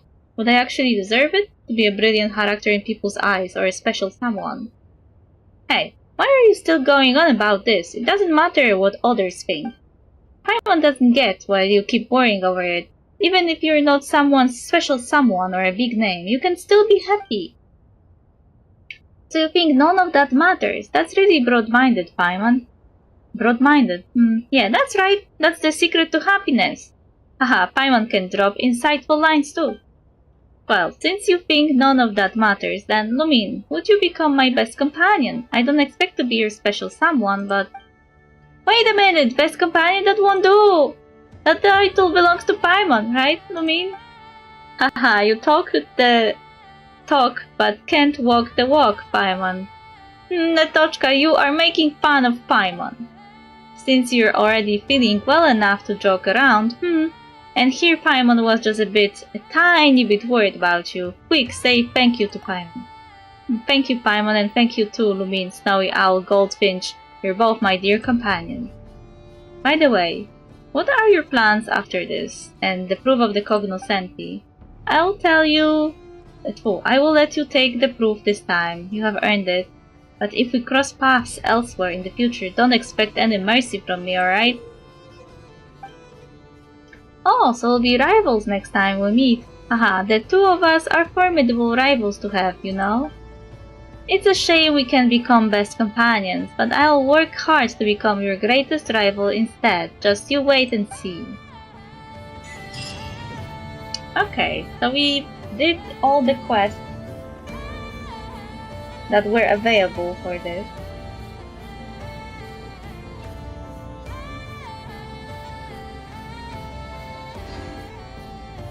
Something you wish to report? Go on. You have my undivided attention. Now the only thing left is to collect my rewards for today. Where is adventures go? And we'll finish at that. I just wanted to finish this quest because it wasn't that long, to be honest.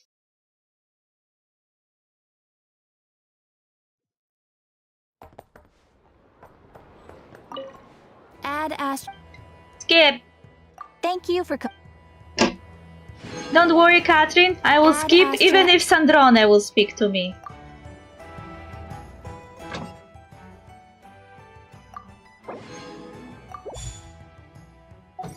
Huh. Again Yahoda appeared. I have to finally talk to this Yahoda. Because I am pretty sure this is some kind of event or something. Something. Is Yahoda doing here? I don't know what, and I'm scared to click.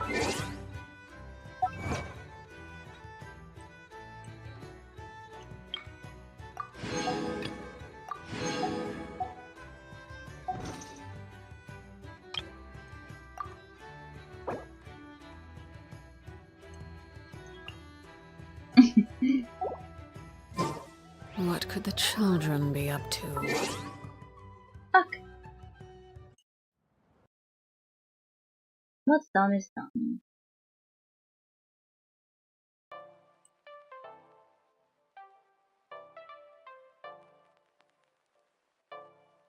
Let's see who we can raise and become for today. Today is Tuesday. Yes, Tuesday.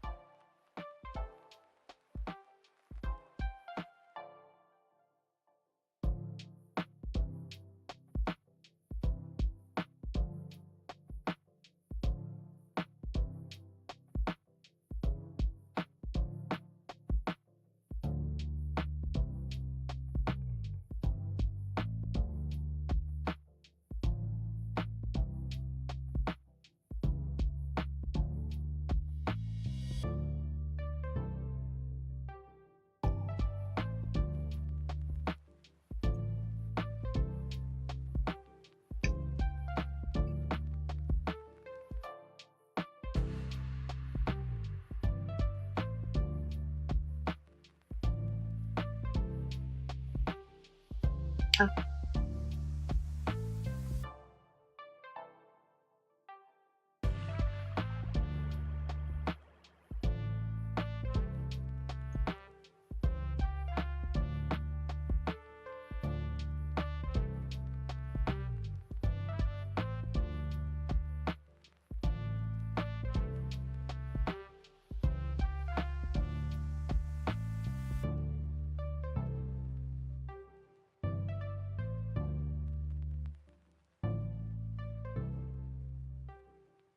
Okay, thank you for dropping by today and see you tomorrow.